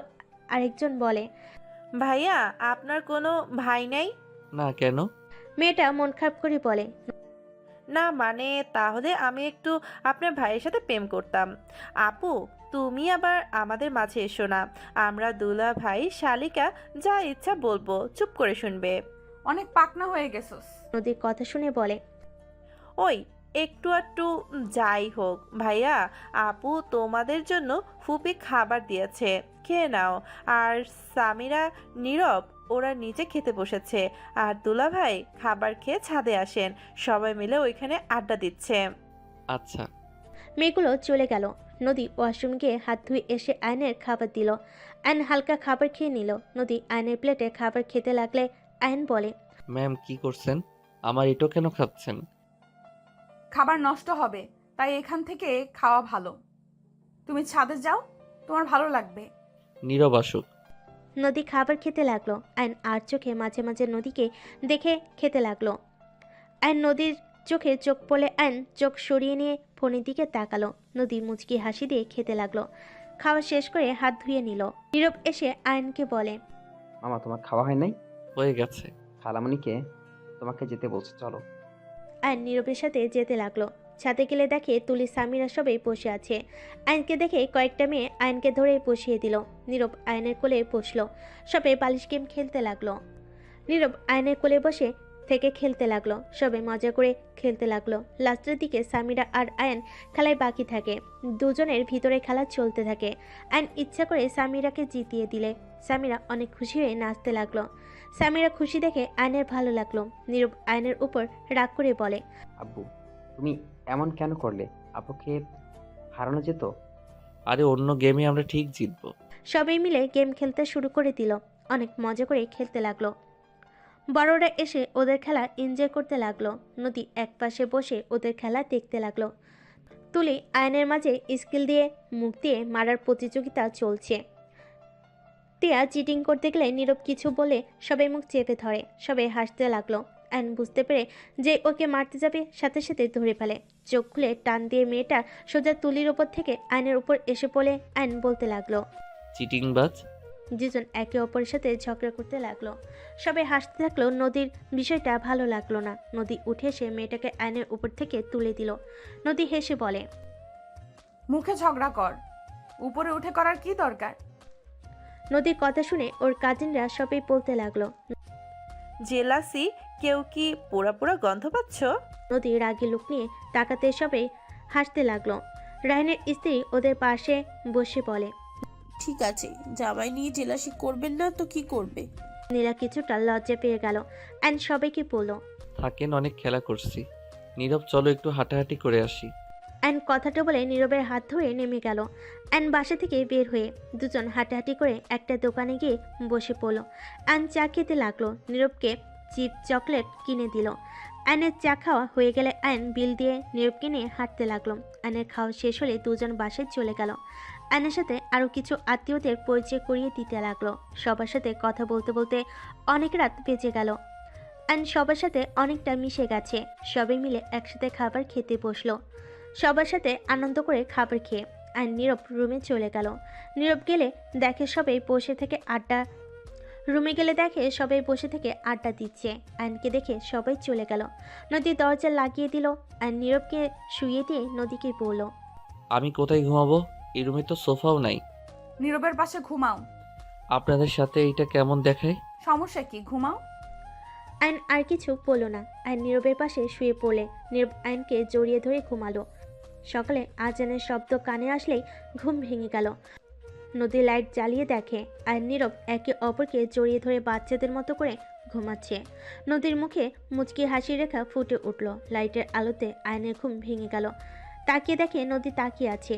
নদী আয়নকে দেখে সাথে সাথে চোখ সরিয়ে নিল। আয়ন বলে উঠল, কিছু হয়েছে কি? না, নামাজ পড়বে না। হ্যাঁ। নদী আয়ন দুজন উঠে ফ্রেশ হয়ে একসাথে অজু করে নিল। আয়ন রুম থেকে বের হয়ে মসজিদে চলে গেল। মসজিদ থেকে নামাজ পড়ে এসে দেখে নদীর খালু একা কাজ করছে। আয়ন গিয়ে তাকে সাহায্য করতে গেলে নদীর খালু বলে, বাবা তুমি যাও, রেস্ট নাও, কাজ করতে হবে না। আঙ্কেল আপনি একা করছেন, এইটা দেখতে ভালো লাগছে না। আর রাইসা আপু তো আমার বোনের মতো, তাই বোনের বিয়েতে ভাই হিসেবে তো কাজ করতেই পারি, তাই না? আয়নের কথা শুনে নদীর খালু হাসে। আর কিছু বলতে পারল না। আয়ন কাজে সাহায্য করতে লাগলো। আয়ন সারাদিন অনেক কাজ করতে লাগলো। আয়নকে দেখে সবাই অনেক প্রশংসা করতে লাগলো। নদীর আম্মুকে একজন বলে, নাহিদা, তোর জামাইটা আসলে অনেক ভালো। সেই সকাল থেকে কাজ করছে। কতবার সবাই না করলো, কারো কথা শুনলো না। বলে বোনের বিয়েতে ভাই কাজ করবে না তো কে করবে। কত সুন্দর করে কথা বলে। এই সময় এমন ছেলে পাওয়া ভাগ্যের ব্যাপার। শোন, এমন আর কোনো ছেলে পাইলে আমাকে বলিস তো। আরও আরেকজন আয়নের প্রশংসা করতে লাগলো। আয়ন বাসার ভিতর ঢুকলে রাইসা বলে, এই যে ভাইজান, শুধু বোনের বিয়েতে কাজ করলে হবে? খাবারটাও তো খেতে হবে নাকি? রাইসার কথা শুনে আয়ন হেসে দিয়ে বলল, খাওয়ার উপরেই তো আছি, আর কত খাবো? পেট ফেটে যাবে। আর এতগুলো শালিকা থাকলে কোনো দুলাভাই না খেয়ে থাকতে পারবে নাকি? আয়নের কথা শুনে সবাই হাসতে লাগলো। নীরব এসে বলে, মামা তুমি সারাদিন খালি কাজ করছো, আমাকে একটু সময় দিচ্ছ না, আমার কিন্তু ভালো লাগছে না। আরে বাবা, আই এম সরি, আমার কাজ হয়ে গেছে। আপনাকে নিয়ে বের হব জন্যই তো আসলাম। আমি জাস্ট খালুর সাথে কথা বলে আসি, প্লিজ প্লিজ। নীরব, চলো আমি তোমাকে ঘুরতে নিয়ে যাই। না, আমি আমার সাথে যাব। রায়হান রেগে গেলে ধমক দিলে আয়নের মেজাজ গরম হয়ে গেল। আয়ন রেগে বলল, এই আপনার সমস্যা কি? বাচ্চাদের সাথে নরম কণ্ঠে কথা বলতে পারেন না? যত সব। আমার ছেলের সাথে কেমন ব্যবহার করব সেটা আমার একান্ত ব্যক্তিগত ব্যাপার। তোমার থেকে কি আমাকে শিখতে হবে নাকি? জন্ম দিলেই বাবা হওয়া যায় না। সামিরার কথা শুনে রায়হান চুপ হয়ে গেল। আয়ন নীরবের হাত ধরে নিয়ে গেল। খালুর সাথে কথা বলে আয়ন রুমে চলে গেল। গোসল করে ফ্রেশ হয়ে নীরবকে নিয়ে বের হয়ে গেল। রাত 11টার দিকে বাসে আসলো। রুমে গেলে আরও কিছু আত্মীয়দের সাথে পরিচয় করিয়ে দিল। আয়ন রুমে যেতে যেতেই ভাবতে লাগলো, বাবারে বাবা, এত আত্মীয় স্বজন। ভাবতে ভাবতে রুমে গেলে দেখে রুম ভর্তি মানুষজন। আয়নকে দেখে একটা মেয়ে বলে, নীরব, এই ছেলেটা কে? এই ছেলে এখানে কি করো? যাও। আয়ন কিছু বলতে যাবে, সাথে সাথে সামিরা বলে, খালামণি, উনি আমার আব্বু হয়। আব্বু, তুমি আসো। আম্মু মনে হয় বড় খালামণিদের সাথে আড্ডা দিচ্ছে। ও আচ্ছা। আয়ন রুমে গিয়ে ওয়াশরুমে চলে গেল। কয়েকটা মেয়ে হা করে তাকিয়ে বলে, কি বললি? এটা তোর নতুন আব্বু? ছোট ভাবছিলাম, বাট চকলেটের ডিব্বা। একজন থাপ্পড় দিয়ে বলে, আপু, শুনলে না, তোর খবর আছে। মেয়েটা বলে, আপুর চয়েস অনেক ভালো। এই সামিরা, তোর আব্বুকে বলিস তো আরেকটা বিয়ে করবে নাকি?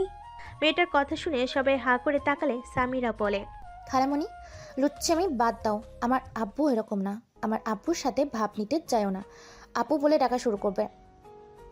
রূপা খালামণি আব্বুকে প্রপোজ করেছিল। আব্বু সেই যে আপু বলা শুরু করেছে। কথাটা বলে সবাই হাসতে লাগলো। রূপা বলে, কি রে, তুই কিভাবে জানলি? সামিরা হাসতে হাসতে বলে, আমি ওইখান দিয়ে যাচ্ছিলাম। আমি দেখতে চেয়েছিলাম আব্বু কি করে। আমি তো ভেবেছিলাম অন্য ছেলের মতো করবে, বাট সব উল্টা। সামিরা, তুই একটু পাকনা হয়ে যাচ্ছিস না? উফ খালামণি, ক্লাস 9 উঠেছি, এখন কি ছোট আছি নাকি? আয়ন ওয়াশরুম থেকে বের হয়ে সামিরার কথা শুনে আয়ান বলল, সামিরা, তুমি বড়দের মাঝে কি করো? তোমার কাজিনদের সাথে ঘুরতে পারো না? আচ্ছা, যাচ্ছি। সামিরা চলে গেল। আয়ন রুম থেকে বের হতে গেলে একটা মেয়ে আয়নের হাত ধরে আয়ন হাত ছাড়িয়ে নিয়ে বলে, আপু, কিছু বলবেন? মেয়েটাও বলে, আমাদের সাথে আড্ডা দাও। কোথায় যাচ্ছ? আপনারা দেন, পরে কথা হবে। আয়ন কথাটা বলে রুম থেকে বের হয়ে গেল। বাকি মেয়েরা সবাই হাসতে লাগলো। মেয়েটা মুখ ভেঙচি দিয়ে বলে, ফালতু কথা বলিস না। ও বড় আপুর জামাই, ভুলে যাস না। এই দুলা ভাই, শালাকে তো পটিয়ে ছাড়বো। মেয়েটা বলে, আরে আমি মজা করছি। এদিকে আয়ন সাদে চলে গেল। সাদে গেলে দেখে নদীর সবাই বসে থেকে কথা বলছে। আয়নকে দেখে একজন ডাক দিল। আয়ন এগিয়ে গিয়ে সালাম দিল। নদী বসতে বলে বসলো। নদী সবার সাথে পরিচয় করিয়ে দিল। রায়হানের স্ত্রী এসে আয়নকে বলল, আয়ন, তোমাকে খালু ডাকছে। আয়ন নিচে চলে গেল। খালু রুমে গিয়ে কথা বলতে লাগলো। নদীর কাজিনদের সাথে মিলে সব কাজ বুঝিয়ে নিল। সবাই আয়নের সাথে পরিচয় হয়ে নিল। আয়ন সবার সাথে চলে গেল। রাত 12টার দিকে আয়ন রুমে গেলে দেখে খাটের উপর দিয়ে নিচ দিয়ে শুয়ে পড়ছে সবাই। নদী আয়নকে বলল, আয়ান এখানে শুয়ে পড়ো। কি বলছেন? আপু শুয়ে পড়ো, পরে এই জায়গার পাবে না কিন্তু, ছাদে গিয়ে ঠান্ডায় শুয়ে থাকতে হবে, সেই জায়গাও পাবে কিনা সন্দেহ। কি ভাবছো? আসো। নীরব কোথায়? ওর কাজিন নানিদের সাথে শুয়ে পড়ছে অন্য রুমে। ও আচ্ছা। আয়নে কিছুটা শরম লাগতে লাগলো। নদী কিছু কাজিনরা বলে, আরে তোলা ভাই এত লজ্জা কেন, শুয়ে পড়েন, বিয়ে বাড়িতে এমনই তো মজা। আইন উপায় না পেয়ে নদীর পাশে শুয়ে পড়লো। আরেকটা ছেলে এসে বলল, এখানে তো একটু জায়গা আছে, আমি দুলাভাইয়ের পাশে শুয়ে পড়লাম। ছেলেটা আয়ানের পাশে শুয়ে পড়লে, আয়ানের নদীর সাথে টাচ করলে আয়ান কিছুটা ভয় পেতে লাগলো। আয়ান একটু দূরে থাকার চেষ্টা করতে লাগলো। নদী আয়ানের ব্যাপারটা বুঝতে পেরে বলল, স্বাভাবিকভাবে সও। পাশের ছেলেটা বলে, এই দুলাভাই এমন করেন কেন? এমন করছেন মনে হয়। আপু আপনার বউ না, অন্য পরনারী বাসর করেন নাই নাকি যে এমন ভাব করছেন? ছেলেটার কথা শুনে আয়নের মেজাজ গরম হয়ে গেল। কি যাতা বলছেন? এখানে ভাগ্নি মেয়েরা আছে, চোখ দিয়ে দেখে কথা বলেন। আয়নের কথা শুনে ছেলেটার কিছুটা লজ্জা পেয়ে গেল। সামিরা নদীকে জড়িয়ে ধরে ঘুমালো। নদী সামিরার মাথায় হাত বুলিয়ে দিতে লাগলো। আয়ন ছেলেটার দিকে ঘুরে শুয়ে থাকলো। সামিরা ঘুমিয়ে গেলে নদী আয়নের দিকে ঘুরে নিজের দিক করে শুয়ে দিল। আয়ন অবাক হয়ে গেল। নদী আয়নের হাতটা পেটের উপর রাখলো। আয়ন কেঁপে উঠল। কাঁথার নিচে এমন কাণ্ড দেখে আয়ন ঢোক গিলতে লাগলো। আয়নের দম যেন বের হয়ে যাওয়ার মতো অবস্থা। নদী আয়নের কানে ফিসফিস করে বলল, স্বাভাবিকভাবে ঘুমাও। আমি তোমার স্ত্রী, অন্য কেউ না যে এইভাবে দূরে দূরে থাকার চেষ্টা করবে। নদীর কথা শুনে আয়ন কিছুটা সাহস পেল। আয়ন আস্তে আস্তে বলল, আপনি রাগ করবেন না? রাগ কেন করব? পাশের ছেলেটা বলে, দেখ ফিসফিস করে করো না তো, ঘুমাতে দাও। আর দুলাভাই যান, বউকে জড়িয়ে ধরে ঘুমান, তাও ফিসফিস করেন না। আয়নকে ধাক্কা দিলে আয়ন সোজা নদীর উপর গিয়ে পড়ে। নদীর কাছাকাছি আসতেই দুজনের নিঃশ্বাস ভারী হতে লাগলো। সামিরা নড়ে উঠল। আয়ন ঠিক হয়ে শুয়ে পড়ল। নদী আয়নের বুকে মাথা রেখে চোখ বন্ধ করে ফেলল। আয়ন যেন বরফের মতো জমে যেতে লাগলো। আয়ন অনেক কষ্টে ঘুমিয়ে গেল। সকালে ঘুম ভাঙলে আয়ন নদী একে অপরকে জড়িয়ে ধরে ঘুমিয়ে আছে। সবার হাসির শব্দ শুনে সামনের দিকে তাকালে দেখে সবাই উঠে পড়েছে, সাজগোজ করছে। সামিরাকে দেখে আয়ন বেশ লজ্জা পেয়ে গেল। তাড়াতাড়ি করে নদীকে সরিয়ে দিয়ে উঠে পড়ল। আয়নকে এভাবে উঠতে দেখে সবাই হা হয়ে গেল। নদীর ঘুম ভেঙে গেল। আয়ন তাড়াতাড়ি ওয়াশরুমে গিয়ে ফ্রেশ হয়ে রুম থেকে বের হয়ে গেল। নদী তাড়াতাড়ি করে ওয়াশরুমে চলে গেল। আয়ন নিচে গিয়ে সবার সাথে বসে কথা বলতে লাগলো। নির্বেশে আয়নে করে বসে পড়ল। সবার সাথে আড্ডা দিয়ে গায়ে হলুদ দেওয়ার জন্য সবার সাথে পাঞ্জাবি পায়জামা পরে রেডি হয়ে নিল। গায়ে হলুদের অনুষ্ঠান করা শেষ করে রাতে আয়ান নীরবের সাথে সবাই বসে আড্ডা দিতে লাগলো। এদিকে নদী একা রুমে বসে থেকে অফিসের কাজের ব্যাপারে কথা বলছিল। হঠাৎ করে তুলি ভিতরে আসলো। নদীর কথা শেষ হলে তুলিকে বলল, কিরে, কিছু বলবি?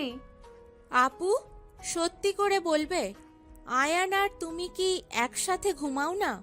হঠাৎ এই প্রশ্ন কেন? না মানে আমার কেন জানি গতকাল রাতে দেখে মনে হচ্ছে তুমি আয়ান একসাথে ঘুমাও না।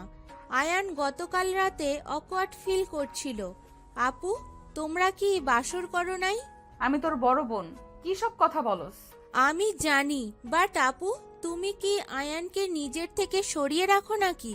দেখো আপু, আয়ান অনেক ভালো ছেলে। স্বামীরা নীরবকে নিজের সন্তানের মতো করে ভালোবাসে। ওইটুকু ছেলে সবকিছু কত সুন্দর করে মানিয়ে নিয়েছে, অথচ তোমাকে টাচ করার সাহস পায় না। রাতে স্পষ্ট আমি দেখেছি ওর চোখে মুখে ভয়ের ছাপ ছিল। দেখো আপু, আমি রাগের মাথায় সেই দিন তোমাকে অনেক কিছু বলেছি। আমি সেই তোমাকে বলছি, সময় থাকতে আয়ানকে নিজের করে নাও। ও ছেলে মানুষ, নিজেকে অনেকটাই কন্ট্রোল করে। সব সময় কিন্তু কন্ট্রোল থাকবে না। আশা করি আমার কথা বুঝতে পারছো। তুলি কথাগুলো বলে রুম থেকে বের হয়ে গেল। তুলির কথাগুলো কানে বাজতে লাগলো। নদী আয়নকে নিয়ে ভাবতে লাগলো। হঠাৎ করে আয়ন রুমে এসে দেখে নদী কিছু নিয়ে ভাবছে। আয়ন ফোনে চার্জ দিতে দিতে বলে, কিছু হয়েছে নাকি? সবাই উপরে আর আপনি এখানে একা কি করেন? আয়নের কথা শুনে ঘোর ভাঙলে। নদী খাট থেকে উঠে আয়নের কাছে গিয়ে আয়নের মাথার পিছনে ধরে ঠোঁট জোড়া এক করে ফেল। আয়নের ঠোঁট চকলেটের মতো খেতে শুরু করলো। আয়ন হা হয়ে গেল। আয়ন বুঝতে পারছে না কি করবে। আয়ন নদীকে সরিয়ে দিয়ে বলল, কি করছেন দেখেন, আমি ছেলে মানুষ। আপনি যদি এমন করেন আমি নিজেকে কন্ট্রোল করতে পারবো না, পরে আপনি নিজেই রেগে যাবেন। তোমাকে কন্ট্রোল করে রাখতে কে বলছে? আপনি তো আমাকে ভালোবাসেন না, আপনি তো আপনার এক্স হাজবেন্ডকে ভালোবাসেন। আমি কাউকে ভালোবাসি না, এই তো তোমার ভুল ধারণা। আমি ভেবেছিলাম তুমি আমার বয়সে ছোট, তাই আমি তোমাকে দূরে দূরে রাখছি। আর আমরা যখন স্বামী স্ত্রী, সেখানে আমার মনে হয় না তোমাকে দূরে রাখা ঠিক হচ্ছে। আয়ান, তুমি কি আমাকে পছন্দ করো নাকি না? যদি না করো তাহলে আমাকে বলে দিতে পারো। আমি চাই না তুমি আমাকে দয়া করো। আমি আপনাকে দয়া করছি না। প্রথমে আমার টাকার দরকার ছিল আর আপনাকে প্রোটেকশন দেওয়ার দরকার ছিল, তাই আমি আপনাকে বিয়ে করেছি। কারণ আমি দেখেছি ডিভোর্সি মেয়েদের জীবনটা কত কষ্টের হয়, যে কারণে আমি আপনার আশেপাশে থাকার চেষ্টা করছি। বাট এখন আমার মনে হয় আমি হয়তো আপনাকে ভালোবেসে ফেলেছি। হয়তো স্বামী স্ত্রী পবিত্র সম্পর্কের জন্য হয়তো আল্লাহ আপনার প্রতি আমার ভালোবাসা সৃষ্টি করে দিয়েছে। তার মানে তুমি আমাকে ভালোবাসো, তাহলে আগে কেন বলো নাই? আপনি যদি থাপ্পড় মেরে দিতেন বা রিজেক্ট করতেন তাহলে মনটা ভেঙে গোড়াগোড়া হয়ে যেত।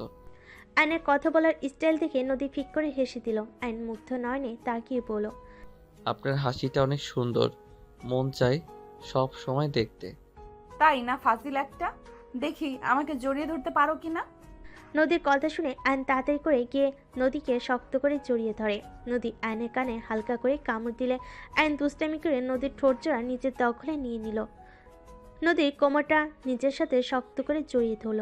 নদীর ঠোঁট ছেড়ে গলায় কিস করতে যাবে, সাথে সাথে দরজা খুলে সাথে সাথে আয়ন নদীকে ছেড়ে দিল। ঘুরে তাকাতে নদীর কাজিনরা বলে ওঠে, সরি, আমরা কিছু দেখি নাই, আমরা অন্ধ। আফা কোনো দিক দরজা। কথাগুলো বলে হাসতে লাগলো। নদী আয়ন লজ্জায় লাল হয়ে যেতে লাগলো। ওর কাজিনরা হেসে ভিতরে ঢুকলো। আয়ন তাড়াতাড়ি করে রুম থেকে বের হয়ে গেল। ছাদে গেলে নীরব সবার সামনে বসে বলে, মামা তোমার ঠোঁটে লিপস্টিকের মতো লাগছে, এটা কিভাবে লাগালো? নীরবের কথা শুনে আয়ন লজ্জা পেয়ে গেল। সবাই মিটিমিটি হাসতে লাগলো। আয়ন তাড়াতাড়ি করে মুছতে লাগলো। নদীকে ধরে ওর কাজিনরা নিয়ে আসতে লাগলো। একটা মেয়ে বলে, তুমি বুঝবে, নীরব বড় হও। নদীকে লজ্জা পেতে দেখে রায়হানের রাগ হতে লাগলো। রায়হান বলে ওঠে, বেহার দল একটা। কথাটা বলে নিচে চলে গেল। সামিরা কানে হেডফোন দিয়ে থাকলো।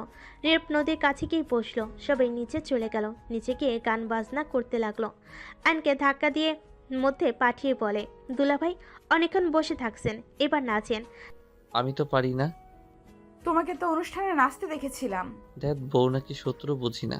আয়নের কথা শুনে সবাই হাসতে লাগলো। নদী হেসে বলে, বউ ও শত্রুও নাচো এবার। ক্যামেরাম্যান হয়ে যাই আমি। আয়ন গান সিলেক্ট করে নাচতে শুরু করলো। আয়ন তুলিকে ইশারা করলে তুলি উঠে আয়নের সাথে নাচতে শুরু করলো। সবাই হা করে তাকিয়ে আছে। আয়ন লাস্টের দিকে নদীকে তুলে নাচাতে লাগলো। নদী লজ্জায় লাল হয়ে যেতে লাগলো। সামিরা বলল, আমু নাচো, লজ্জা পাও কেন? নদী আয়নকে ধাক্কা দিয়ে নাচতে শুরু করলো। আয়ন মুগ্ধ নয়নে তাকিয়ে নাচ দেখতে লাগলো। নদীর কোমর থেকে শাড়ি খুলে যাবে, সাথে সাথে আয়ন নদীকে কোলে তুলে নিল। এই পাগল কি করছো, নামাও। আয়ন কিছু না বলে ওইখান থেকে সরে সামিরার কাছে গিয়ে নামিয়ে দিয়ে বলল, সামিরা, তোমার আম্মু শাড়িটা ঠিক করে দিয়ে আসো। সামিরা নদীর কোমরের শাড়ি ধরে নিয়ে গেল। আয়ন সবার সাথে নাচ করতে লাগলো। সবাই অনেক আনন্দ করে। অনেক রাতে সবাই ঘুমাতে চলে গেল। আয়ন নদীর কাজিনদের সাথে সাথে আড্ডা দিতে লাগলো। নদী বারবার কল দিলে আয়ন রিসিভ করলে। কি ব্যাপার, রুমে আসছো না কেন? আজকে ছাদে ঘুমাবো, ভাইয়ারা সব এখানে থাকতে বলছে। আচ্ছা, সমস্যা হলে চলে এসো। আচ্ছা। আয়ন কল কেটে দিল। আয়ন সবার সাথে আড্ডা দিতে লাগলো। সবাই আড্ডা দেওয়ার শেষে ঘুমিয়ে পড়লো। সকালে আয়নের ঘুম ভাঙলো নীরবে ডাকে। আয়ন উঠে হাই তুলে নীরবকে কোলে বসিয়ে পড়ল। কি বাবু, এত সকালে উঠে পড়েছো? আম্মু নামাজ পড়তে যেতে বললো। আয়ন নীরবকে নিয়ে নিচে চলে গেল। রুমে গিয়ে দেখে সব মেয়ে উঠে পড়েছে। আয়ন ওয়াশরুমে গিয়ে ফ্রেশ হয়ে অজু করে নিল। ওয়াশরুম থেকে বের হলে নীরব অজু করে বের হয়ে আয়নের হাত ধরে চলে গেল। আয়ন নীরব নামাজ পড়ে এসে সবার সাথে আড্ডা দিতে লাগলো। নদী আয়নকে দূর থেকে দেখে চোখে চোখ রাখতে লাগলো। আয়ন সবার সাথে আড্ডা দিয়ে দুপুরের দিকে নীরব আয়ন রুমে গিয়ে গোসল করে রেডি হয়ে নিল। রেডি হয়ে দুজন হাত ধরে নিচে নামতে লাগলো। সবাই আইন আর নীরবকে বলতে লাগলো, মাশাল্লাহ, বাপ ছেলেকে অনেক সুন্দর লাগছে। নীরব কথাটা শুনে বলে, আরে নানু, উনি আমার মামা হয়, আব্বু না তো। নীরবের কথা শুনে রাহেন মিটি মিটি হাসতে লাগলো। আইন কিছু বলল না। সামিরা বলে উঠল, আজ থেকে ওনাকে মামা বলবি না। আমি যেমন আব্বু বলি তেমনই আব্বু বলবি। কি আজব বিষয়, একবার আব্বু বলছি তো রেগে গেলে, এখন আমার নিজেই বলতে বলছো। আর আবার আব্বু তো আছে। তোমার যেটা ভালো লাগে ওইটাই বলো। রাহেন নীরবের কথা শুনে মনে মনে অনেক খুশি হলো। আইন ওইসবকে পাত্তা না দিয়ে চলে গেল। সেদিন সবার সাথে আনন্দ করে বিয়ে পড়ানোর সময় সবাই অনেক এনজয় করতে লাগলো। নদী এসে আয়নের পাশে দাঁড়ালো। আয়নের হাতে হাত রাখলে আইন বারবার সরিয়ে দিতে লাগলো। নদী বারবার হাত ধরে আইন রেগে যে কিছু বলতে যাবে, দেখে একটা অন্য কেউ না, নদী। আইন মিষ্টি করে হাসিতে হাত শক্ত করে ধরলে নদী বলল, এতক্ষণ না সরিয়ে দিলে এখন আবার ধরলে কেন? ছাড়ো। আমি কি জানতাম নাকি এটা অন্য কেউ না, আমার বউ? এইভাবে কতজনের হাত ধরছে? সত্যি বলা যাবে না, ওইসব রাখো, বিয়ে পড়ানো দেখো।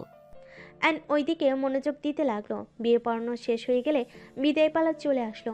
বরবউদের বিদায় দিয়ে আয়নরা সবাই সবার থেকে বিদায় নিতে লাগলো। রায়নের সামনে গিয়ে আয়ন বলল, ভাইয়া, আই এম সরি, আপনার গায়ে হাত তুলেছি ছোট হয়ে, আমাকে ক্ষমা করে দিয়েন। আর ভাবি আপনাকে অনেক ভালোবাসে, ভাবিকে বোঝার চেষ্টা করেন, জীবনে অনেক সুখী হতে পারবেন। নিজেকে সবসময় বড় ভাবেন না, মাঝে মাঝে অন্যের খুশির জন্য ছোট হওয়ার মাঝে সুখ আছে, একবার নিজেকে পরিবর্তন করে দেখতে পারেন। যাই হোক, ভালো থাকবেন, আল্লাহ হাফেজ।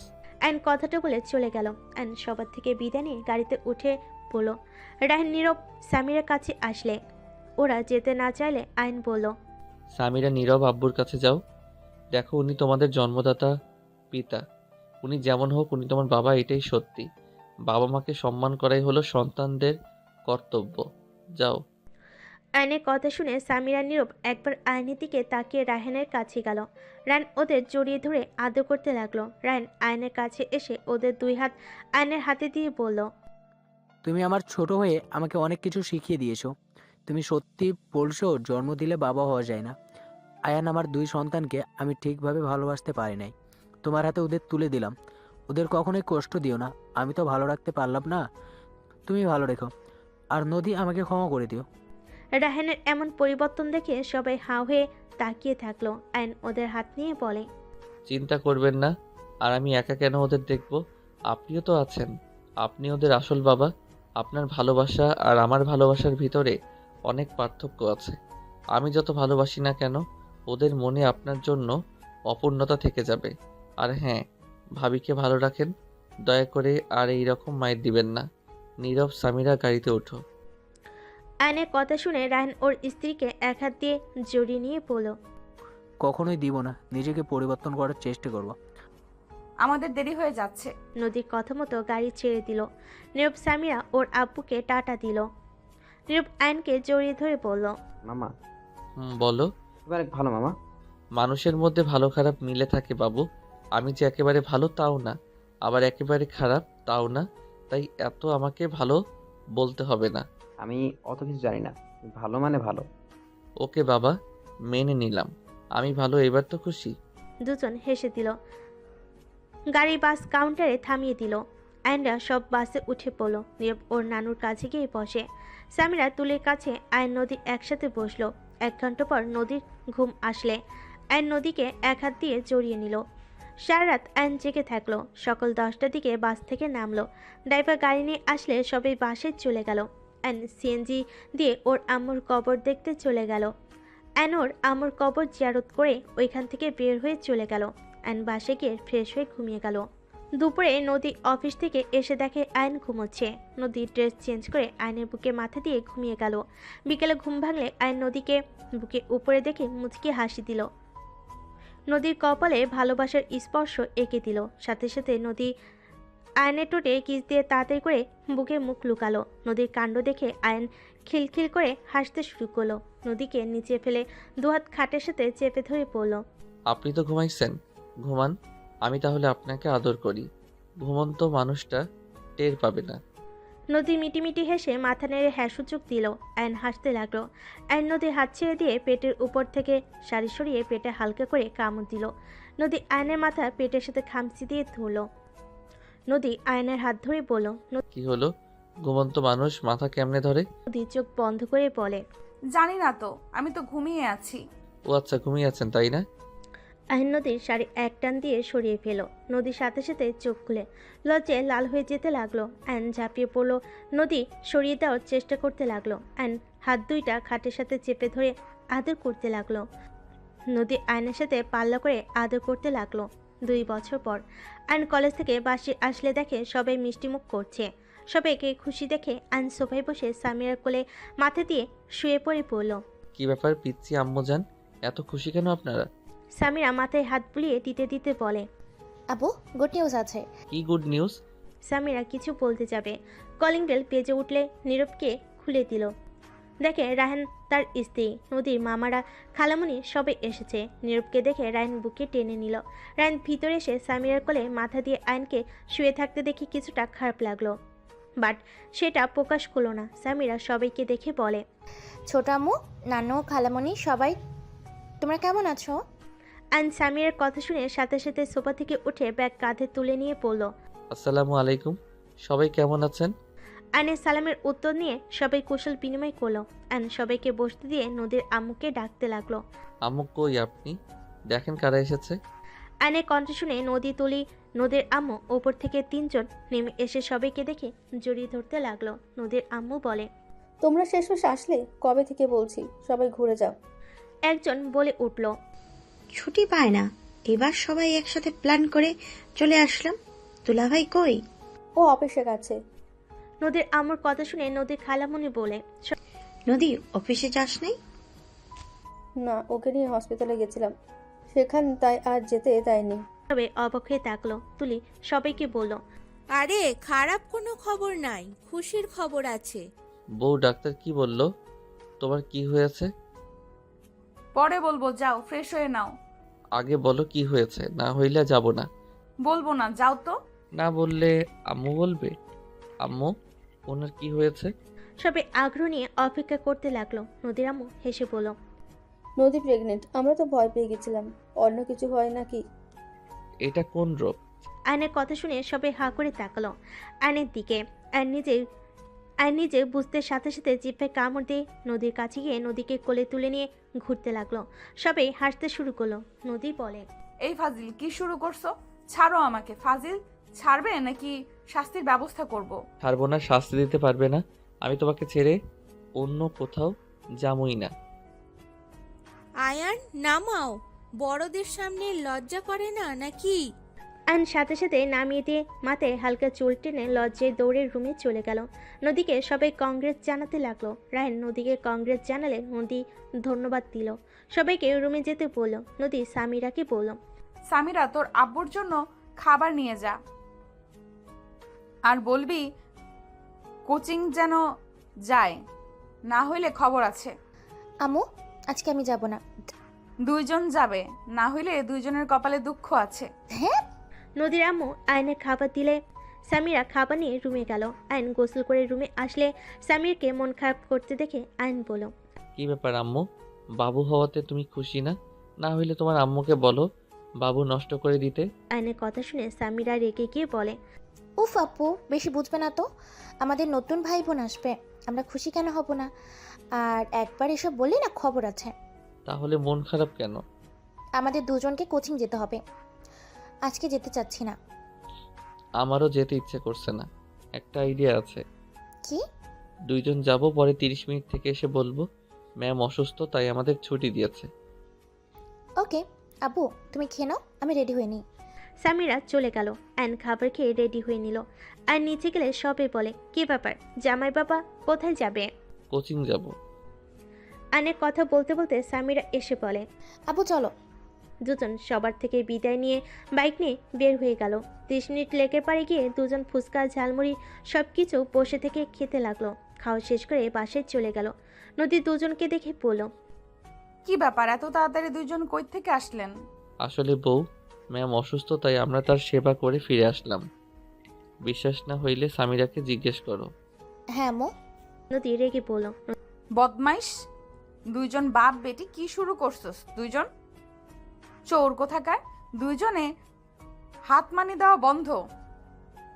চোরগুলো ম্যাম আমাকে কল দিয়ে বলছে দুইজন কেউ ওখানে যাও নাই, আর মিথ্যুক বলে ম্যাম অসুস্থ। তোদের দুইজনকে কি যে করব। নদী উঠতে যাবে অ্যান্ড সামিরাকে বলল। সামিরা, পালাও। দুজন দৌড়ে বাসা থেকে পালিয়ে গেল।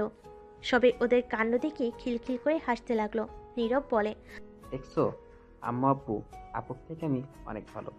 জীবনে বাচ্চা পোলাপাইনকে বিয়ে করে ভুল করছি, বাচ্চাদের কি সামলাবো, ওকে সামলানো কঠিন হয়ে যাচ্ছে। এই তুলি, দুজনকে বাসায় ঢুকতে দিবি না।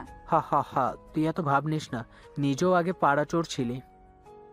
কথাগুলো বলে রায়ান হাসতে লাগলো। নদী হেসে ফেল।